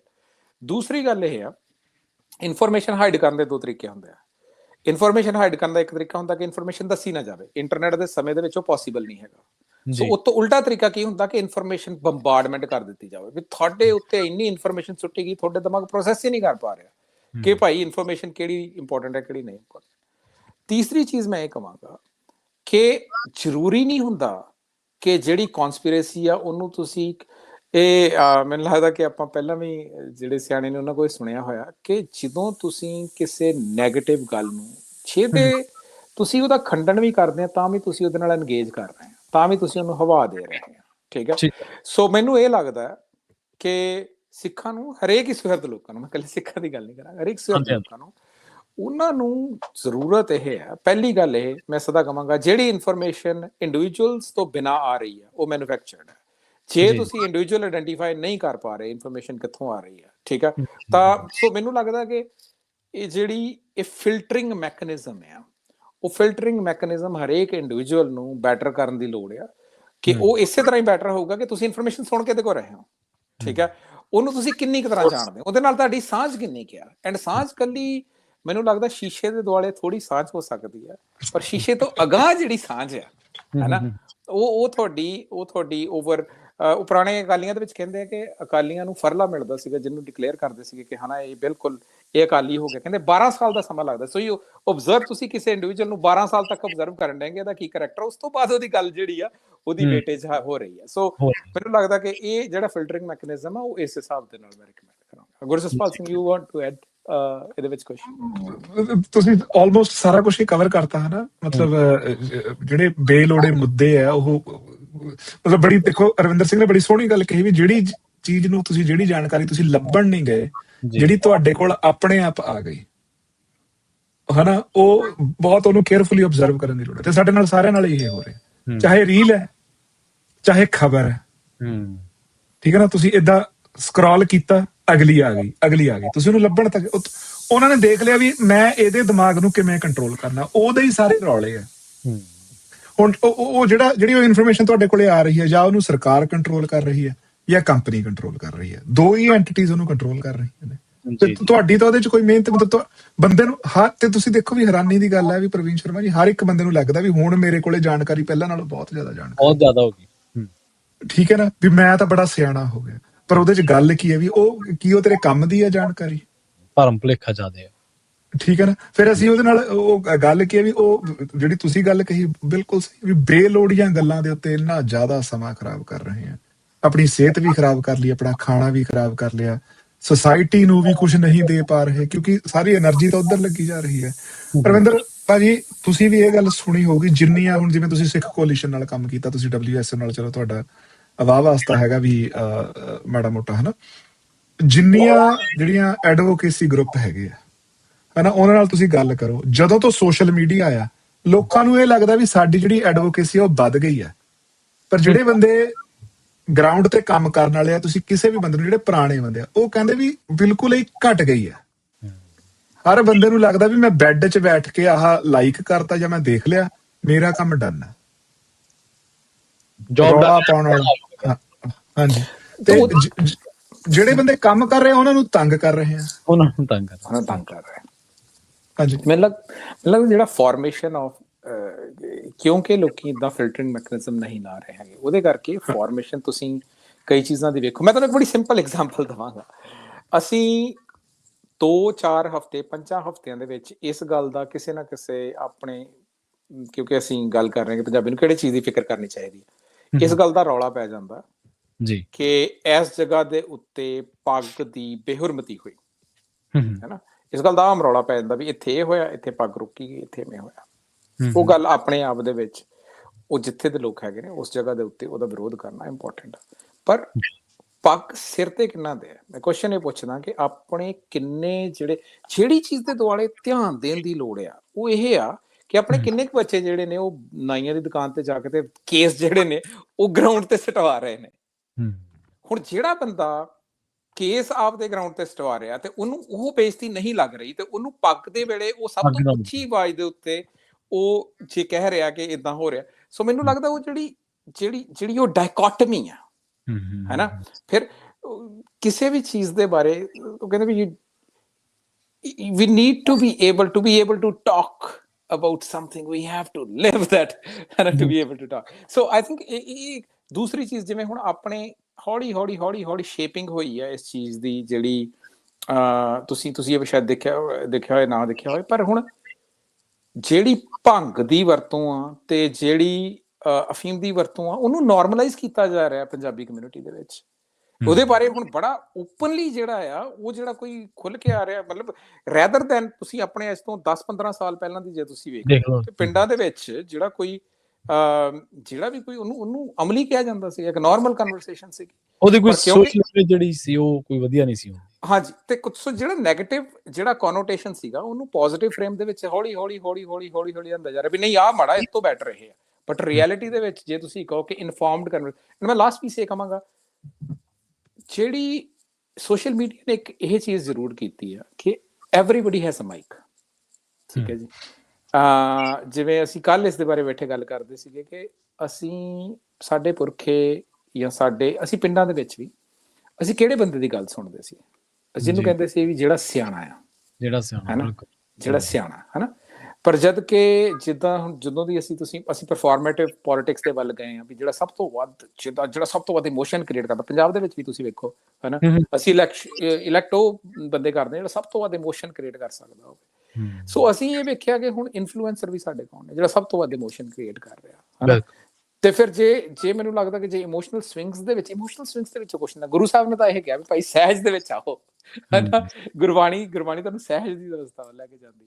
ਸੋ ਮੈਨੂੰ ਲੱਗਦਾ ਕਿ ਸਿੱਖਾਂ ਦੇ ਕਰਨ ਵਾਲਾ ਤੁਸੀਂ ਜਿਹੜਾ I'll come back to the bigger question, ਸਿੱਖਾਂ ਦੇ ਕਰਨ ਵਾਲਾ ਕਿਹੜਾ ਕੰਮ ਆ? ਮੈਨੂੰ ਲੱਗਦਾ ਪਹਿਲਾ ਕੰਮ ਤਾਂ ਇਹ ਆ ਵੀ ਉਹ ਸੰਗਤ ਦੇ ਵਿੱਚ ਬਹਿਣ, ਸੰਗਤ ਦੇ ਵਿੱਚ ਸੋਝੀ ਆਏ, ਗੁਰੂ ਸਾਹਿਬ ਅੱਗੇ ਅਰਦਾਸ ਕਰਨ ਸੋਝੀ ਦੀ, ਆਪਣਾ ਨੇਮ ਲੈ ਕੇ ਆਉਣ, ਨੇਮ ਦੇ ਨਾਲ ਇਹ ਜਿਹੜੀਆਂ ਵੀ ਵਾਇਸਿਸ ਆ ਹੌਲੀ ਹੌਲੀ ਛੁੱਟਣ, ਤੇ ਉਹਦੇ ਨਾਲ ਸਾਨੂੰ ਸੋਝੀ ਹੈ ਕਿ ਪਹਿਲਾਂ ਮਾਈਕਰੋ ਲੈਵਲ ਤੇ ਹੈ ਕਿ ਅਸੀਂ ਕੀ ਕਰ ਰਹੇ ਹਾਂ, ਫਿਰ ਹੌਲੀ ਹੌਲੀ ਆਏ ਸੋਸਾਇਟੀ ਲੈਵਲ ਤੇ ਦਿਖਿਆ ਵੀ ਸੋਸਾਇਟੀ ਲੈਵਲ ਤੇ ਕੀ ਹੋ ਰਿਹਾ, ਤੇ ਇਹ ਦਿਖੇ ਕਿ ਭਾਈ ਫਿਰ ਮੈਕਰੋ ਲੈਵਲ ਤੇ ਕੀ ਹੋ ਰਿਹਾ, ਤੇ ਅਸੀਂ ਦੁਨੀਆ ਨੂੰ ਸੁਧਾਰਨ ਨਾ ਚੱਲੀਏ, ਅਸੀਂ ਆਪਣੇ ਆਲੇ ਦੁਆਲੇ ਜੇ 2-4 ਬੰਦੇ ਵਿੱਚ ਵੀ ਇੰਪੈਕਟ ਪਾ ਲੈਂਦੇ ਹਾਂ ਤੇ I think we are changing the world collectively, we will do really well. ਜੀ ਬਿਲਕੁਲ। ਸੋ ਮੈਨੂੰ ਲੱਗਦਾ ਕਿ ਇਹ ਜਿਹੜੀ ਫਿਲਟਰੇਸ਼ਨ ਹੈ ਸਭ ਤੋਂ ਅਹਿਮ ਹੈ, ਇਹਦੇ ਲਈ ਇਹ ਜ਼ਰੂਰੀ ਹੈ ਉਸ ਤੋਂ ਪਹਿਲਾਂ, ਕਿਉਂਕਿ 84 ਦੇ ਵਿੱਚ ਫਸਣ ਦਾ ਹੀ ਕਾਰਨ ਹੀ ਸਭ ਤੋਂ ਵੱਡਾ ਇਹ ਹੈ ਅਸਲ ਦੇ ਵਿੱਚ। ਐਡਵੋਕੇਸੀ ਜਿਹੜੇ ਲੋਕ ਕਰ ਰਹੇ ਨੇ ਉਹ ਤਾਂ ਸੋ ਕਹਿ ਰਹੇ ਨੇ ਸਾਡੇ ਨਾਲ ਕੋਈ ਨਹੀਂ ਗਾ, ਤੇ ਆਪਾਂ ਬੈਠੇ ਹੀ ਮਤਲਬ ਇਹ ਫੀਲ ਲੈਂਦਾ ਹਰੇਕ ਬੰਦਾ, ਗੁਰਜਸਪਾਲ ਸਿੰਘ ਵਾਲੀ ਗੱਲ ਸਹੀ ਹੈ ਵੀ ਸ਼ਾਇਦ ਮੇਰੇ ਨਾਲ ਐਡਵੋਕੇਸੀ ਚੱਲ ਰਹੀ ਹੈ, ਜਦ ਕਿ ਦੁਨੀਆ ਪੱਧਰ ਤੇ ਕਿੰਨਾ ਕੁਛ ਹੋ ਰਿਹਾ ਐਜ਼ ਏ ਸਿੱਖ ਜਾਂ ਐਜ਼ ਏ ਹਿਊਮਨ ਆਪਾਂ ਦੇਖੀਏ ਤਾਂ ਉਹਦੇ ਤੇ ਕਿੰਨੀ ਕੁ ਚਰਚਾ ਆਪਾਂ ਕਰਦੇ ਹਾਂ, ਉਹਦੇ ਤੇ ਕਿੰਨੀ ਕੁ ਗੱਲ ਕਰਦੇ ਹਾਂ ਆਪਾਂ, ਚਾਹੇ ਗਾਜ਼ਾ ਦੀ ਗੱਲ ਕਰ ਲਓ, ਚਾਹੇ ਕਿਤੇ ਹੋਰ ਥਾਂ ਤੇ ਜਿੱਥੇ ਵੀ ਜ਼ੁਲਮ ਹੋ ਰਿਹਾ, ਉਹ ਕਿੰਨੀ ਕੁ ਅੱਜ ਸਾਡੇ ਚਰਚਾ ਸੰਵਾਦ ਦਾ ਹਿੱਸਾ ਬਣਦੀ ਹੈ। ਮੇਰੇ ਖਿਆਲ ਦੇ ਨਾਲ ਉਹ ਉਸ ਪਾਸੇ ਵੀ, ਕਿਉਂਕਿ ਉਹ ਸਾਡੀਆਂ ਸ਼ਾਇਦ ਕਦਰਾਂ ਕੀਮਤਾਂ ਦੇ ਵਿੱਚ ਹੀ ਸ਼ਾਮਲ ਆ ਉਹ ਵੀ ਗੱਲ।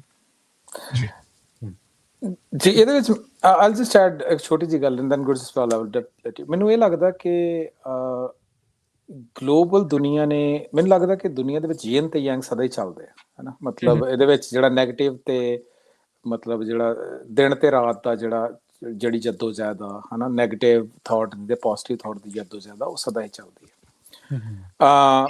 ਇੰਟਰਨੈਟ ਨੇ ਕੀ ਕਰ ਦਿੱਤਾ ਕਿ ਹਰੇਕ ਜਗ੍ਹਾ ਦੀ ਜਿਹੜੀ ਜਿੱਥੇ ਵੀ ਕੁਛ ਚੱਲ ਰਿਹਾ ਉਹ ਸਾਨੂੰ ਆਪਣੇ ਫੋਨ ਰਾਹੀਂ ਪਹੁੰਚ ਰਿਹਾ, ਠੀਕ ਹੈ ਜੀ।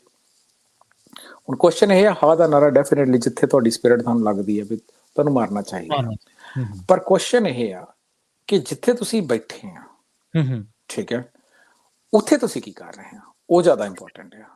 ਮੈਂ ਜਿਵੇਂ ਇਹ ਗੱਲ ਕਹਾਂਗਾ, ਜਿਵੇਂ ਹੁਣ ਵਿਲ ਕਮਿੰਗ ਬੈਕ ਟੂ ਜਿਹੜੀ ਓਰੀਜਨਲ ਗੱਲ ਸੀਗੀ, ਅਸੀਂ ਜੇ ਕੈਨੇਡਾ ਦੇ ਵਿੱਚ ਬੈਠੇ ਹਾਂ, ਕਿੰਨੇ ਕੁ ਜ਼ਿਆਦਾ ਕਨਵਰਸੇਸ਼ਨਸ ਅਸੀਂ ਆਪਣੇ ਆਸੇ-ਪਾਸੇ ਦੇ ਦੱਬੇ ਕੁਚਲੇ ਲੋਕਾਂ ਦੇ ਦੁਆਲੇ ਕਰ ਰਹੇ ਹਾਂ, ਜਾਂ ਜੋ ਸਾਡੇ ਆਸੇ-ਪਾਸੇ ਹੋ ਰਿਹਾ ਅਸੀਂ ਉਹਦੇ ਬਾਰੇ ਕੀ ਕਰ ਰਹੇ ਹਾਂ। ਸੋ ਆਈ ਥਿੰਕ ਮਾਈਕਰੋ ਲੈਵਲ ਤੋਂ ਹੌਲੀ-ਹੌਲੀ ਜੁੜਦਾ ਪੜਾਅ ਬਣਦਾ।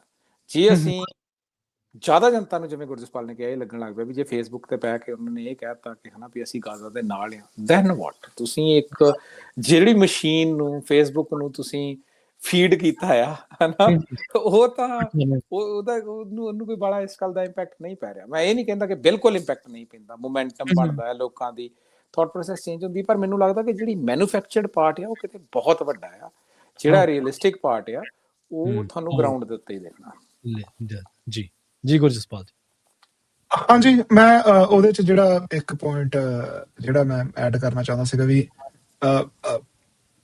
ਸਾਨੂੰ ਇਹ ਵੀ ਨਹੀਂ ਪਤਾ ਵੀ ਅਸੀਂ ਕੰਮ ਕਿਹੜੇ ਕਰਨੇ, ਮਤਲਬ ਉਹ ਨੋਇਜ਼ ਕਰਕੇ ਨਾ ਵੀ ਜਿਹੜੇ ਬੰਦੇ ਐਕਚੁਅਲ ਚ ਐਕਟਿਵਿਜ਼ਮ ਚ ਇਨਵੋਲਵਡ ਆ। ਮੈਂ ਬੜੀ ਇੱਕ ਨਾ ਇੱਥੇ ਛੋਟੀ ਜਿਹੀ ਇਵੈਂਟ, ਅਸੀਂ ਪਿਛਲੇ ਹਫਤੇ ਪ੍ਰਵੀਨ ਸ਼ਰਮਾ ਜੀ ਆਪਾਂ ਇਹ ਸ਼ੋਅ ਨਹੀਂ ਕੀਤਾ, ਉਸ ਤੋਂ ਪਿਛਲੇ ਹਫਤੇ ਮੈਂ ਤੇ ਰਾਜਕਰਨਵੀਰ ਸਿੰਘ ਨੇ ਸ਼ੋਅ ਕੀਤਾ ਸੀਗਾ, ਜਿਹੜੇ ਬੱਚੇ ਇੱਥੇ ਵਰਕ ਪਰਮਿਟਸ ਦੇ ਲਈ ਪ੍ਰੋਟੈਸਟ ਕਰ ਰਹੇ ਆ। ਹਾਂਜੀ ਮੈਨੂੰ ਯਾਦ ਆ, ਮੈਂ ਸੁਣਿਆ ਵੀ ਮੈਨੀਟੋਬਾ ਦੇ ਵਿੱਚ। ਹਾਂਜੀ ਉਹਦੇ ਚ ਅਸੀਂ ਉਹ ਬੱਚਿਆਂ ਨੂੰ ਮਿਲ ਕੇ ਆਏ ਤੇ ਅਸੀਂ ਉਹ ਬੱਚਿਆਂ ਨਾਲ ਦੁਪਹਿਰੇ ਗੱਲਬਾਤ ਕੀਤੀ ਜੀ, ਪਹਿਲਾਂ ਉਹ ਪ੍ਰੋਟੈਸਟ ਦੇ ਵਿੱਚ ਜਾ ਕੇ ਤੇ ਫਿਰ ਆਪਣੇ ਸ਼ੋਅ ਦੇ ਉੱਤੇ। ਤੇ ਹੁਣ ਉਹ ਬੱਚਿਆਂ ਨੂੰ ਇਹ ਲੱਗ ਰਿਹਾ ਵੀ ਜੇ ਸੋਸ਼ਲ ਮੀਡੀਆ ਦੇ ਉੱਤੇ ਸਾਡੇ ਨਾਲ ਬਹੁਤ ਜ਼ਿਆਦਾ ਲੋਕੀ ਆ ਕੇ ਖੜ ਜਾਣਗੇ, ਜਾਂ ਜਿਹੜੀ ਲੈਜਿਸਲੇਟਿਵ ਅਸੈਂਬਲੀ ਆ ਉਹਦੇ ਬਾਹਰ ਜਿੱਥੇ ਉਹ ਪ੍ਰੋਟੈਸਟ ਕਰ ਰਹੇ ਆ ਠੰਡ ਦੇ ਵਿੱਚ, ਜਿਹੜਾ ਉਹਨਾਂ ਦਾ ਤਰੀਕਾ ਤੇ ਉਹਨਾਂ ਲਈ ਸਾਨੂੰ ਸਿਜਦਾ ਕਰਨਾ ਬਣਦਾ ਵੀ ਉੱਥੇ ਜੇ ਉਹਨਾਂ ਨਾਲ ਜ਼ਿਆਦਾ ਲੋਕੀ ਆ ਕੇ ਖੜ ਜਾਣਗੇ ਤਾਂ ਉਹਨਾਂ ਦਾ ਮਸਲਾ ਹੱਲ ਹੋ ਜਾਵੇਗਾ। ਜਦ ਕਿ ਜਿਹੜਾ ਹੁਣ ਤੱਕ ਦਾ ਸਾਡਾ ਐਕਸਪੀਰੀਅੰਸ ਹੈ, ਜਾਂ ਜਿਹੜੇ ਪੋਲੀਟੀਸ਼ੀਅਨਸ ਨਾਲ ਜਾਂ ਜਿਹੜੇ ਸਰਕਾਰੀ ਦਰਬਾਰੇ ਸਾਨੂੰ ਬੰਦੇ ਦੱਸ ਰਹੇ ਆ, ਵੀ ਜਿਹੜੀ ਗੱਲ ਨੇ ਇੰਪੈਕਟ ਪਾਉਣਾ ਉਹ ਪਾਉਣਾ ਬੰਦ ਕਮਰਾ ਮੀਟਿੰਗਸ ਨੇ, ਉਹ ਪਾਉਣਾ ਤੁਸੀਂ ਕਿਹਦੇ ਨਾਲ ਜਾ ਕੇ ਕਿਹੜੀ ਗੱਲ ਕਰ ਰਹੇ ਹੋ। ਮਤਲਬ ਮੈਂ ਦੁਬਾਰਾ ਉਹਨੂੰ ਉੱਥੇ ਲਿਆ ਕੇ ਗੱਲ ਨੂੰ ਜੋੜੂੰਗਾ ਵੀ ਜਿਹੜੀ ਪੋਲਿਊਸ਼ਨ ਦੀ ਗੱਲ ਹੈ, ਇਹ ਉਹਨਾਂ ਨੂੰ ਸਮਝਾਉਣ ਦੀ ਕੋਸ਼ਿਸ਼ ਵੀ ਕੀਤੀ ਵੀ ਯਾਰ ਜਿਸ ਬੰਦੇ ਨਾਲ ਤੁਸੀਂ ਗੱਲ ਕਰ ਰਹੇ ਹੋ ਇਹਦਾ ਇਹ ਮਹਿਕਮਾ ਹੀ ਨਹੀਂ, ਇਹਦੇ ਕੋਲੇ ਕੋਈ ਪਾਵਰ ਹੀ ਨਹੀਂ। ਜਿਹੜੇ ਬੰਦੇ ਨੇ ਤੁਹਾਡਾ ਫੈਸਲਾ ਲੈਣਾ ਉਹ ਬੰਦਾ ਇਹ ਹੈ, ਉਹਨੂੰ ਇਹ ਤਰੀਕੇ ਫੋਲੋ ਕਰਨੇ ਪੈਣੇ ਆ ਜੀ। ਪਰ ਕਿਉਂਕਿ ਉਹ ਤਰੀਕਿਆਂ ਤੇ ਨਾ ਸਾਡੀ ਟ੍ਰੇਨਿੰਗ ਹੈ, ਠੀਕ ਹੈ ਨਾ ਸਾਡਾ ਕੋਈ ਗਰਾਊਂਡ ਦਾ ਐਕਸਪੀਰੀਅੰਸ ਹੈ। ਸਾਡਾ ਗਰਾਊਂਡ ਦਾ ਕੀ ਐਕਸਪੀਰੀਅੰਸ ਹੈ ਵੀ ਅਸੀਂ ਇਕੱਠੇ ਹੋ ਸਕਦੇ ਹਾਂ ਜਾਂ ਅਸੀਂ ਸੋਸ਼ਲ ਮੀਡੀਆ ਤੇ ਉਹ ਕਰ ਰਹੇ ਆ ਜਿਸ ਚੀਜ਼ ਦਾ ਕੋਈ ਇੰਪੈਕਟ ਨਹੀਂ, ਠੀਕ ਹੈ ਨਾ। ਕਿੰਨੀ ਜ਼ਿਆਦਾ ਬੱਚਿਆਂ ਦੀ એનર્ਜੀ ਰਿਸੋਰਸ, ਉਹ ਸੇਮ ਚੀਜ਼ ਜਿਹੜੀ ਅਸੀਂ ਨੌਲੇਜ ਜਿਹੜੀ ਲੈ ਰਹੇ ਹਾਂ, ਉਹ ਜਿਹੜਾ ਜੋ ਵੀ ਪ੍ਰਦੂਸ਼ਣ ਆ ਰਿਹਾ, ਠੀਕ ਹੈ ਨਾ, ਤੇ ਉਹਨੂੰ ਅਸੀਂ ਕਿਵੇਂ ਫਿਲਟਰ ਕਰ ਰਹੇ ਹਾਂ, ਉਹਦੇ ਅਸੀਂ ਕੀ ਐਕਸ਼ਨ ਲੈਣੇ ਹੈਗੇ ਆ। ਤੇ ਅਗੇਨ ਉਹੀ ਜਿਹੜੀ ਮਾਈਨਰ ਸੈਟਿਸਫੈਕਸ਼ਨ ਹੈਗੀ ਹੈ, ਇਹ ਬਹੁਤ ਜ਼ਿਆਦਾ ਬੜਾ ਲੰਬਾ ਡਿਸਕਸ਼ਨ ਹੈ, ਜਿਹਦੇ ਤੇ ਬਹੁਤ ਜ਼ਿਆਦਾ ਕੰਮ ਕਰਨ ਦੀ ਲੋੜ ਹੈ, ਟ੍ਰੇਨਿੰਗ ਦੀ ਲੋੜ ਹੈ ਵੀ ਕਿੱਥੋਂ ਜਾ ਕੇ ਕਿਵੇਂ ਕੰਮ ਹੁੰਦਾ ਹਨਾ। ਕੰਮ ਅਚੀਵ ਥੋੜਾ ਕਰਦੇ ਆ, ਰੌਲਾ ਜ਼ਿਆਦਾ ਪੈਂਦਾ। ਜਿਹੜੇ ਬੰਦੇ ਅਚੀਵ ਕਰੀ ਜਾਂਦੇ ਆ ਉਹ ਤਾਂ ਰੌਲਾ ਪਾਉਂਦੇ ਹੀ ਨਹੀਂ, ਉਹ ਤਾਂ ਲੁੱਕ ਕੇ ਹੀ ਹੁੰਦਾ, ਪਤਾ ਹੀ ਨਹੀਂ ਲੱਗਣ ਦਿੰਦੇ ਵੀ ਯਾਰ। ਕਦੇ ਤੁਸੀਂ ਦੇਖਿਆ ਵੀ ਜਿਹੜੇ ਬੰਦਿਆਂ ਨੂੰ ਸਰਕਾਰ ਕਦੇ ਮਾੜੀਆਂ ਮੋਟੀਆਂ ਗ੍ਰਾਂਟ ਦਿੰਦੀ ਹੈ ਜਾਂ ਬੰਦ ਕਮਰਾ ਮੀਟਿੰਗਾਂ 'ਚ ਜਿਹੜੇ ਉਹਨਾਂ ਦੀਆਂ ਉਹ ਗੱਲਾਂ ਮੰਨਦੀ ਆ, ਉਹ ਗੱਲ ਕਦੇ ਪ੍ਰਚਾਰੀ ਜਾਂਦੀ ਹੈ? ਬਿਲਕੁਲ ਸਹੀ, ਠੀਕ ਹੈ ਨਾ। ਤੇ ਇਹ ਮੈਂ ਨਾ ਰਵਿੰਦਰ ਸਿੰਘ ਵਾਪਸ ਮਤਲਬ ਨਾ ਜਦੋਂ ਅਸੀਂ MBA ਜਦੋਂ ਮੈਂ ਕੀਤੀ ਆ ਪ੍ਰਵੀਨ ਸ਼ਰਮਾ ਜੀ ਇੱਥੋਂ ਯੂਨੀਵਰਸਿਟੀ ਆਫ ਮੈਨੀਟੋਬਾ ਤੋਂ, ਸਾਡਾ ਇੱਕ ਪ੍ਰੋਫੈਸਰ ਜਿਹੜਾ ਵਰਕਸੇਫ ਮੈਨੀਟੋਬਾ ਦਾ CEO ਸੀ, ਵਰਕਸੇਫ ਮੈਨੀਟੋਬਾ। ਸੋ ਜਿਹੜਾ ਵੀ ਬੰਦਾ ਮੈਨੀਟੋਬਾ ਦੇ ਵਿੱਚ ਜੇ ਉਹ ਨੌਕਰੀ ਪੇਸ਼ਾ ਹੈਗਾ, ਉਹਨੂੰ ਵਰਕਸੇਫ ਮੈਨੀਟੋਬਾ ਤੋਂ ਇੰਸ਼ੋਰੈਂਸ ਲੈਣੀ ਪੈਂਦੀ ਹੈ ਵੀ ਜੇ ਕਿਤੇ ਕੋਈ ਸੱਟ ਸੁੱਟ ਵੱਜੀ ਹੈ ਤਾਂ ਉਹਦੀ ਇੰਸ਼ੋਰੈਂਸ ਉਹ ਕਵਰ ਕਰਦੀ ਹੈ, ਉਹ ਜਾਂਦੀ ਹੈ ਕੰਪਨੀਆਂ ਨੂੰ ਲੈਣੀ ਪੈਂਦੀ ਹੈ ਹਨਾ। ਹੁਣ ਉਹ ਕਿਉਂਕਿ ਉਹ ਜਿਹੜੀ ਵਰਕਸੇਫ ਮੈਨੀਟੋਬਾ ਲੋਕਾਂ ਦੇ ਸੱਟ ਵੱਜਦੀ, ਉਹ ਨੈਗੋਸ਼ੀਏਸ਼ਨ ਹੁੰਦੀ ਹੈ, ਸਾਰਾ ਕੁਝ ਹੁੰਦਾ। ਉਹਨਾਂ ਨੇ ਸਾਨੂੰ ਉਸ CEO ਨੇ ਸਾਨੂੰ ਉਸ ਕਲਾਸ ਦੇ ਵਿੱਚ ਇੱਕ ਟ੍ਰਿਕ ਦੱਸਿਆ ਸੀ। ਮਤਲਬ ਮੈਂ ਇਹ ਥੋੜੀ ਗੱਲ ਪਾਸੇ ਜਾ ਰਹੀ ਹੈ ਪਰ ਮੈਂ ਅਲਟੀਮੇਟਲੀ ਸੋ ਉਹ ਕਹਿੰਦੇ ਵੀ ਲੋਕਾਂ ਦਾ ਪਹਿਲਾ ਰਿਫਲੈਕਸ ਹੁੰਦਾ ਵੀ ਮੈਂ ਨੈਗੋਸ਼ੀਏਸ਼ਨ ਚੱਲੀ, ਹਜੇ ਗੱਲਬਾਤ ਚੱਲ ਰਹੀ ਹੈ, ਵੀ ਜੇ ਮੈਂ ਮੀਡੀਆ ਕੋਲ ਚਲੇ ਜਾਊਂਗਾ ਜਾਂ ਮੈਂ ਸੋਸ਼ਲ ਮੀਡੀਆ ਤੇ ਪਾ ਦੂੰਗਾ ਤਾਂ CEO ਤੇ ਪ੍ਰੈਸ਼ਰ ਬਣੂਗਾ ਜਾਂ ਕੰਪਨੀ ਤੇ ਪ੍ਰੈਸ਼ਰ ਬਣੂਗਾ, ਉਹ ਮੇਰੀ ਗੱਲ ਮੰਨ ਲੂਗੇ। ਕਹਿੰਦਾ ਵੀ ਜਿਸ ਦਿਨ ਬੰਦਾ ਮੀਡੀਆ 'ਚ ਚਲਿਆ ਗਿਆ ਜਾਂ ਉਹ ਸੋਸ਼ਲ ਮੀਡੀਆ ਤੇ ਚਲਿਆ ਗਿਆ, ਸਾਡੇ ਕਹਿੰਦਾ ਹੱਥ ਬੰਨ ਹੋ ਗਏ, ਸਾਨੂੰ ਰੂਲ ਫੋਲੋ ਕਰਨਾ ਪੈਣਾ। ਜਦੋਂ ਤੱਕ ਕਹਿੰਦਾ ਤੁਸੀਂ ਨਹੀਂ ਗਏ ਉਦੋਂ ਤੱਕ ਅਸੀਂ ਤਰੀਕਾ ਲੱਭਣ ਦੀ ਕੋਸ਼ਿਸ਼ ਕਰ ਰਹੇ ਹਾਂ ਵੀ ਯਾਰ ਇਹ ਬੰਦੇ ਦੀ ਮਦਦ ਕਰੀਏ। ਕਹਿੰਦਾ ਜਦੋਂ ਮੀਡੀਆ 'ਚ ਚਲੇ ਗਿਆ ਸਾਨੂੰ ਬਾਏ ਦਾ ਬੁੱਕ ਕਰਨਾ ਪੈਣਾ, ਤੇ ਬਾਏ ਦਾ ਬੁੱਕ ਕਦੇ ਵੀ ਉਸ ਬੰਦੇ ਦੇ ਹੱਕ ਦਾ ਨਹੀਂ ਹੁੰਦਾ। ਇੱਕ ਛੋਟੀ ਜੀ ਗੱਲ ਹੈ ਜਿਹੜੀ ਉਹ ਐਕਸਪੀਰੀਅੰਸ ਨਾਲ ਕੰਟੈਕਟ ਨਾਲ ਅਸੀਂ ਸਿੱਖਦੇ ਹਾਂ। ਬਿਲਕੁਲ ਬਿਲਕੁਲ। ਮੈਂ ਇਹਦੇ ਵਿੱਚ ਇੱਕ ਗੱਲ ਜੋੜਨੀ ਚਾਹਾਂਗਾ, ਬੜਾ ਰੀਸੈਂਟ ਐਗਜ਼ਾਮਪਲ ਹੈਗਾ ਗੁਰਜਸਪਾਲ। ਸਾਡੇ ਪਿੰਡ ਤੋਂ ਹੀ ਇੱਕ ਸਾਡਾ ਛੋਟਾ ਭਰਾ ਹੈਗਾ, ਕਰਮਵੀਰ ਸਿੰਘ ਉਹਦਾ ਨਾਮ ਹੈਗਾ, ਤੇ ਉਹ 2 ਸਾਲ ਪਹਿਲਾਂ ਇੱਥੇ ਪੰਜਾਬ ਤੋਂ ਕੈਨੇਡਾ ਆਇਆ, ਤੇ ਉਹ ਪਹਿਲਾਂ ਮਰੀਨ ਇੰਜੀਨੀਅਰ ਸੀਗਾ, ਉਹਨੇ ਗਲੋਬਲੀ ਦੁਨੀਆ ਭਰ ਦੇ ਸ਼ਿਪਸ ਦੇ ਉੱਤੇ ਕੰਮ ਕੀਤਾ ਹੋਇਆ ਸੀਗਾ।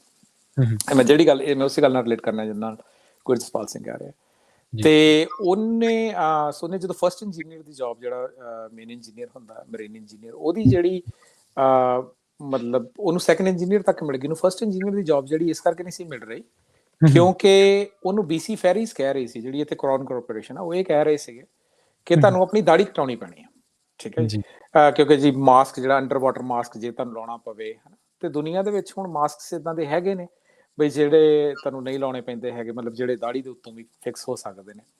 ਪਰ ਉਹ ਬੇਸਿਕਲੀ ਕੀ ਹੋ ਰਿਹਾ ਸੀਗਾ ਕਿ ਵਰਕਸੇਫ BC ਤੇ ਉਹ BC ਫੈਰੀਜ਼ ਵਰਕਸੇਫ BC ਦੇ ਨਾਲ ਸ਼ਿਫਟ ਕਰ ਰਹੇ ਸੀ ਚੀਜ਼ਾਂ, ਵਰਕਸੇਫ BC ਵਾਲੇ BC ਫੈਰੀਜ਼ ਦੇ ਨਾਲ ਕਰ ਰਹੇ ਸੀ।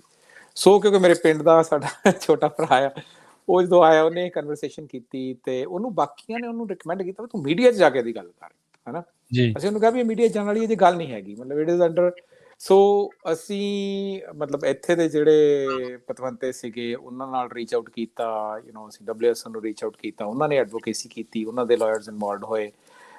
ਫਿਰ ਇੱਥੇ ਦੇ ਜਿਹੜੇ ਸੈਨੇਟਰ ਨੇ ਬਲਤੇਜ ਨੂੰ, ਉਹ ਇਨਵੋਲਵਡ ਹੋਏ ਤੇ ਉਹ ਸਾਰੀ ਨੈਗੋਸ਼ੀਏਸ਼ਨ ਦੇ ਵਿੱਚ ਵਰਕਸੇਫ BC ਨੇ ਕਿਹਾ ਕਿ ਅਸੀਂ ਅਕਮੋਡੇਟ ਕਰਾਂਗੇ, ਉਹਦੇ ਕਰਕੇ BC ਫੈਰੀਜ਼ ਨੇ ਕਿਹਾ। ਤੇ ਪਿਛਲੇ ਹਫਤੇ ਉਹ ਕੈਨੇਡਾ ਦੇ ਵਿੱਚ ਪਹਿਲੇ ਮਰੀਨ ਇੰਜੀਨੀਅਰ, ਅੰਮ੍ਰਿਤਧਾਰੀ ਸਿੱਖ ਨੇ, ਪਹਿਲੇ ਮਰੀਨ ਇੰਜੀਨੀਅਰ ਬਣੇ ਨੇ, ਹਨਾ। ਐਂਡ ਦੈਟ ਹੈਜ਼ ਓਪਨਡ ਦ ਡੋਰ, ਹਨਾ। ਮੈਂ ਦੂਜਾ ਪੱਖ ਮੈਂ ਇਹ ਕਹਾਂਗਾ ਕਿ ਜਦੋਂ ਤੁਸੀਂ ਥੋੜੇ ਦਿਨ ਪਹਿਲਾਂ ਆਪਣੇ ਭਾਰਤ ਦੇ ਇੱਕ ਮਿਨਿਸਟਰ ਹੁਣਾਂ ਨੇ ਜੋ ਵੀ ਸਿੱਖ ਨੇ, ਤੇ ਉਹਨਾਂ ਕਿਹਾ ਕਿ ਮੈਨੂੰ 2010 ਦੇ ਵਿੱਚ ਰੋਕਿਆ ਗਿਆ ਤੇ ਮੈਂ ਉਸ ਕਰਕੇ ਮੈਂ ਪ੍ਰੋਟੈਸਟ ਕੀਤਾ ਤੇ ਉਸ ਕਰਕੇ ਸਿੱਖਾਂ ਦੀ ਪਾਲਿਸੀ ਚੇਂਜ ਹੋ ਗਈ। ਉਹਦੇ ਵਿੱਚ ਇੰਨਾ ਹਾਂਜੀ, ਪਰ ਉਹਦੇ ਵਿੱਚ ਇੰਨੀ ਜ਼ਿਆਦਾ ਮੈਨੂੰ ਲੱਗਿਆ ਵੀ ਯਾਰ ਉਹਦੇ ਵਿੱਚ ਸੱਚ ਨਹੀਂ ਹੈ, ਕਿਉਂਕਿ ਜਿਹੜੀ ਪਾਲਿਸੀ ਚੇਂਜ ਸੀ ਉਹਦਾ ਮੈਂ ਤੁਹਾਡੇ ਨਾਲ ਸਾਂਝੀ ਕਰਦਾ ਕਿ ਜਦੋਂ ਇਹ ਪਾਲਿਸੀਜ਼ ਬਣੀਆਂ ਬਿਲਕੁਲ ਰੇਸਿਸ ਪਾਲਿਸੀ ਸੀ। ਜਿਹੜਾ ਵੀ ਸਿੱਖ ਸੀਗਾ ਉਹਨੂੰ ਏਅਰਪੋਰਟ ਦੇ ਉੱਤੇ ਰੋਕਿਆ ਜਾਂਦਾ ਸੀਗਾ, ਹਨਾ, 9/11 ਤੋਂ ਬਾਅਦ। ਅਗੇਨ ਪਾਲਿਸੀਜ਼ ਉਹ ਕਿੰਨੇ ਡਰਾਫਟ ਕੀਤੀਆਂ, ਕਿਵੇਂ ਡਰਾਫਟ ਹੋਈਆਂ, ਉਹ ਅਲੱਗ ਵਿਸ਼ਾ। ਪਰ ਉਹ ਜਦੋਂ ਪਾਲਿਸੀਜ਼ ਬਣੀਆਂ, ਸਿੱਖ ਬਹੁਤ ਥੋੜੇ ਜਿਹੇ ਸੀਗੇ ਪਰ they were predominantly being affected by it. Sikh coalition ਨੇ ਉਹਦੇ ਵਿੱਚ ਕੀ ਕੀਤਾ, ਸਿੱਖ ਕੋਲੀਸ਼ਨ ਨੇ ਇੱਕ ਐਪ ਬਣਾਈ ਜਿਹਦਾ ਨਾਮ ਸੀਗਾ ਨੋ ਯੋਰ ਰਾਈਟਸ। ਤੇ ਉਹ ਪੂਰੇ ਅਮਰੀਕਾ ਦੇ ਵਿੱਚ ਉਹ ਕਿਹਾ ਕਿ ਜਿਹੜਾ ਵੀ TSA ਦੇ ਥਰੂ ਜਾ ਰਿਹਾ, ਸਿੱਖ ਜਾਂ ਨਾਨ ਸਿੱਖ, ਇਟ ਡਜ਼ਨਟ ਮੈਟਰ, ਤੇ ਜੇ ਸਹੀ ਤਰੀਕੇ ਨਾਲ ਟਰੀਟ ਨਹੀਂ ਹੋ ਰਿਹਾ, ਉਹ ਆਪਣੀ ਕੰਪਲੇਨ ਫਾਈਲ ਕਰ ਸਕਦੇ ਆ। ਉਹ ਕੰਪਲੇਨ ਦੀ ਇੱਕ ਕਾਪੀ ਤੁਹਾਡੇ ਸੈਨੇਟਰ ਕੋਲ ਜਾਂਦੀ ਸੀ, ਇੱਕ ਕਾਪੀ ਤੁਹਾਡੇ ਰਿਪਰੈਜ਼ੈਂਟੇਟਿਵ ਕੋਲ ਜਾਂਦੀ ਸੀਗੀ, ਤੇ ਇੱਕ ਕਾਪੀ ਜਿਹੜੀ ਸੀਗੀ ਉਹ ਰਿਕਾਰਡ ਦੇ ਵਿੱਚ ਸਿੱਖ ਕੋਲੀਸ਼ਨ ਕੋਲ ਰਹਿੰਦੀ ਸੀਗੀ। ਉਹਦੇ ਨਾਲ ਸਿੱਖ ਕੋਲੀਸ਼ਨ ਜਿਹੜੀ ਸੀਗੀ they were able to send reports. As a matter of fact, ਉਹ ਜਦੋਂ ਇੱਕ ਵਾਰੀ ਓਬਾਮਾ ਐਡਮਿਨਿਸਟ੍ਰੇਸ਼ਨ ਦੇ ਵਿੱਚ ਇੱਕ ਵਾਰੀ ਹੀਅਰਿੰਗ ਹੋਈ ਸੀਗੀ, TSA ਦੇ ਡਾਇਰੈਕਟਰ ਉਹਨਾਂ ਨੇ ਭੇਜੇ, ਤੇ ਉਹਨਾਂ ਦੀ ਗ੍ਰਿਲਿੰਗ ਦੇ ਵਿੱਚ ਮੈਨੂੰ ਵੀ ਜਿੱਦਾਂ ਵਾਈਟ ਹਾਊਸ ਜਾਣ ਦਾ ਮੌਕਾ ਮਿਲਿਆ, ਅਸੀਂ ਉਹਨਾਂ ਦੀ ਗ੍ਰਿਲਿੰਗ ਕੀਤੀ। ਅਸੀਂ ਕਿਹਾ ਵੀ ਇਹ ਜਿਹੜੀਆਂ ਪਾਲਿਸੀਜ਼ ਨੇ ਬਾਇਸ ਪਾਲਿਸੀਜ਼ ਨੇ, ਤੇ ਪਾਲਿਸੀਜ਼ ਚੇਂਜ ਹੋ ਗਈਆਂ। ਸੋ ਮੈਨੂੰ ਲੱਗਦਾ ਕਿ ਜਿਹੜਾ ਇਹ ਸੋਸ਼ਲ ਮੀਡੀਆ ਤੇ ਜਿਹੜਾ ਰੌਲੇ ਦਾ ਜਿਹੜਾ ਆਈਡੀਆ ਬਣਿਆ, ਮੈਨੂੰ ਲੱਗਦਾ ਕਿ ਮੈਂ ਨਹੀਂ ਕਹਿੰਦਾ ਕਿ ਮੁੱਦੇ ਨਹੀਂ ਜਾਣੇ ਚਾਹੀਦੇ ਕਿਸੇ ਮੁੱਦੇ ਤੇ, ਪਰ ਮੈਨੂੰ ਇਹ ਲੱਗਦਾ ਕਿ ਜਿਹੜਾ ਵਰਚੁਅਲ ਵਰਲਡ ਆ, ਲੋਕੀ ਉਹਨੂੰ ਰੀਅਲ ਵਰਲਡ ਤੋਂ ਜ਼ਿਆਦਾ ਮੰਨ ਰਹੇ, ਕਿ ਇੰਨੀ ਗੱਲ ਹੈ ਨਹੀਂ। ਜੀ ਬਿਲਕੁਲ। ਸੋ ਗੁਰਜਸਪਾਲ ਸਿੰਘ ਜੀ, ਰਵਿੰਦਰ ਸਿੰਘ ਜੀ, ਆਪਣਾ ਸਮਾਂ ਸਮਾਪਤੀ ਵਾਲਾ ਜੀ, ਤੇ ਆਪਾਂ ਨੂੰ ਇਸ ਵਾਰਤਾਲਾਪ ਨੂੰ ਇੱਥੇ ਰੁਕਣਾ ਪੈਣਾ। ਬਹੁਤ ਵਧੀਆ ਗੱਲਾਂ ਹੋਈਆਂ। ਸਾਨੂੰ એનર્ਜੀ ਕਿੱਥੇ ਲਾਉਣੀ ਚਾਹੀਦੀ ਹੈ, ਬਹੁਤ, ਕਿਉਂਕਿ ਸਮਾਂ ਸਾਰਿਆਂ ਕੋਲ ਲਿਮਟਿਡ ਆ। ਉਸ ਸਮੇਂ ਦੀ ਸਦ ਉਪਯੋਗ ਹੋ ਜੇ ਤਾਂ ਮੇਰਾ ਖਿਆਲ ਵਧੀਆ ਸਾਰਿਆਂ ਦੇ ਲਈ, ਤੇ ਨਤੀਜੇ ਵਧੀਆ ਨਿਕਲ ਸਕਦੇ ਆ। ਜੀ ਬਿਲਕੁਲ ਜੀ। ਸੋ ਸਰੋਤੇ, ਬਹੁਤ ਧੰਨਵਾਦ ਤੁਹਾਡਾ ਸਾਰਿਆਂ ਦਾ। ਅਰਵਿੰਦਰ ਸਿੰਘ ਜੀ, ਬਹੁਤ ਧੰਨਵਾਦ ਜੀ, ਤੁਸੀਂ ਬਹੁਤ ਬੇਸ਼ਕੀਮਤੀ ਗੱਲਾਂ ਸਾਡੇ ਨਾਲ ਸਾਂਝੀਆਂ ਕੀਤੀਆਂ। ਗੁਰਜਸਪਾਲ ਸਿੰਘ ਜੀ, ਤੁਹਾਡਾ ਵਿਸ਼ੇਸ਼ ਧੰਨਵਾਦ, ਤੁਸੀਂ ਅਰਵਿੰਦਰ ਸਿੰਘ ਜੀ ਨੂੰ ਲੈ ਕੇ ਆਏ ਇਸ ਸ਼ੋਅ ਦੇ ਉੱਤੇ। ਬਹੁਤ ਧੰਨਵਾਦ। ਤੇ ਅਪਡੇਟ ਕੈਨੇਡਾ ਪ੍ਰੋਗਰਾਮ ਨੂੰ ਆਪਾਂ ਇੱਥੇ ਸਮਾਪਤ ਕਰਾਂਗੇ। ਸਤਿ ਸ਼੍ਰੀ ਅਕਾਲ। ਸਤਿ ਸ਼੍ਰੀ ਅਕਾਲ।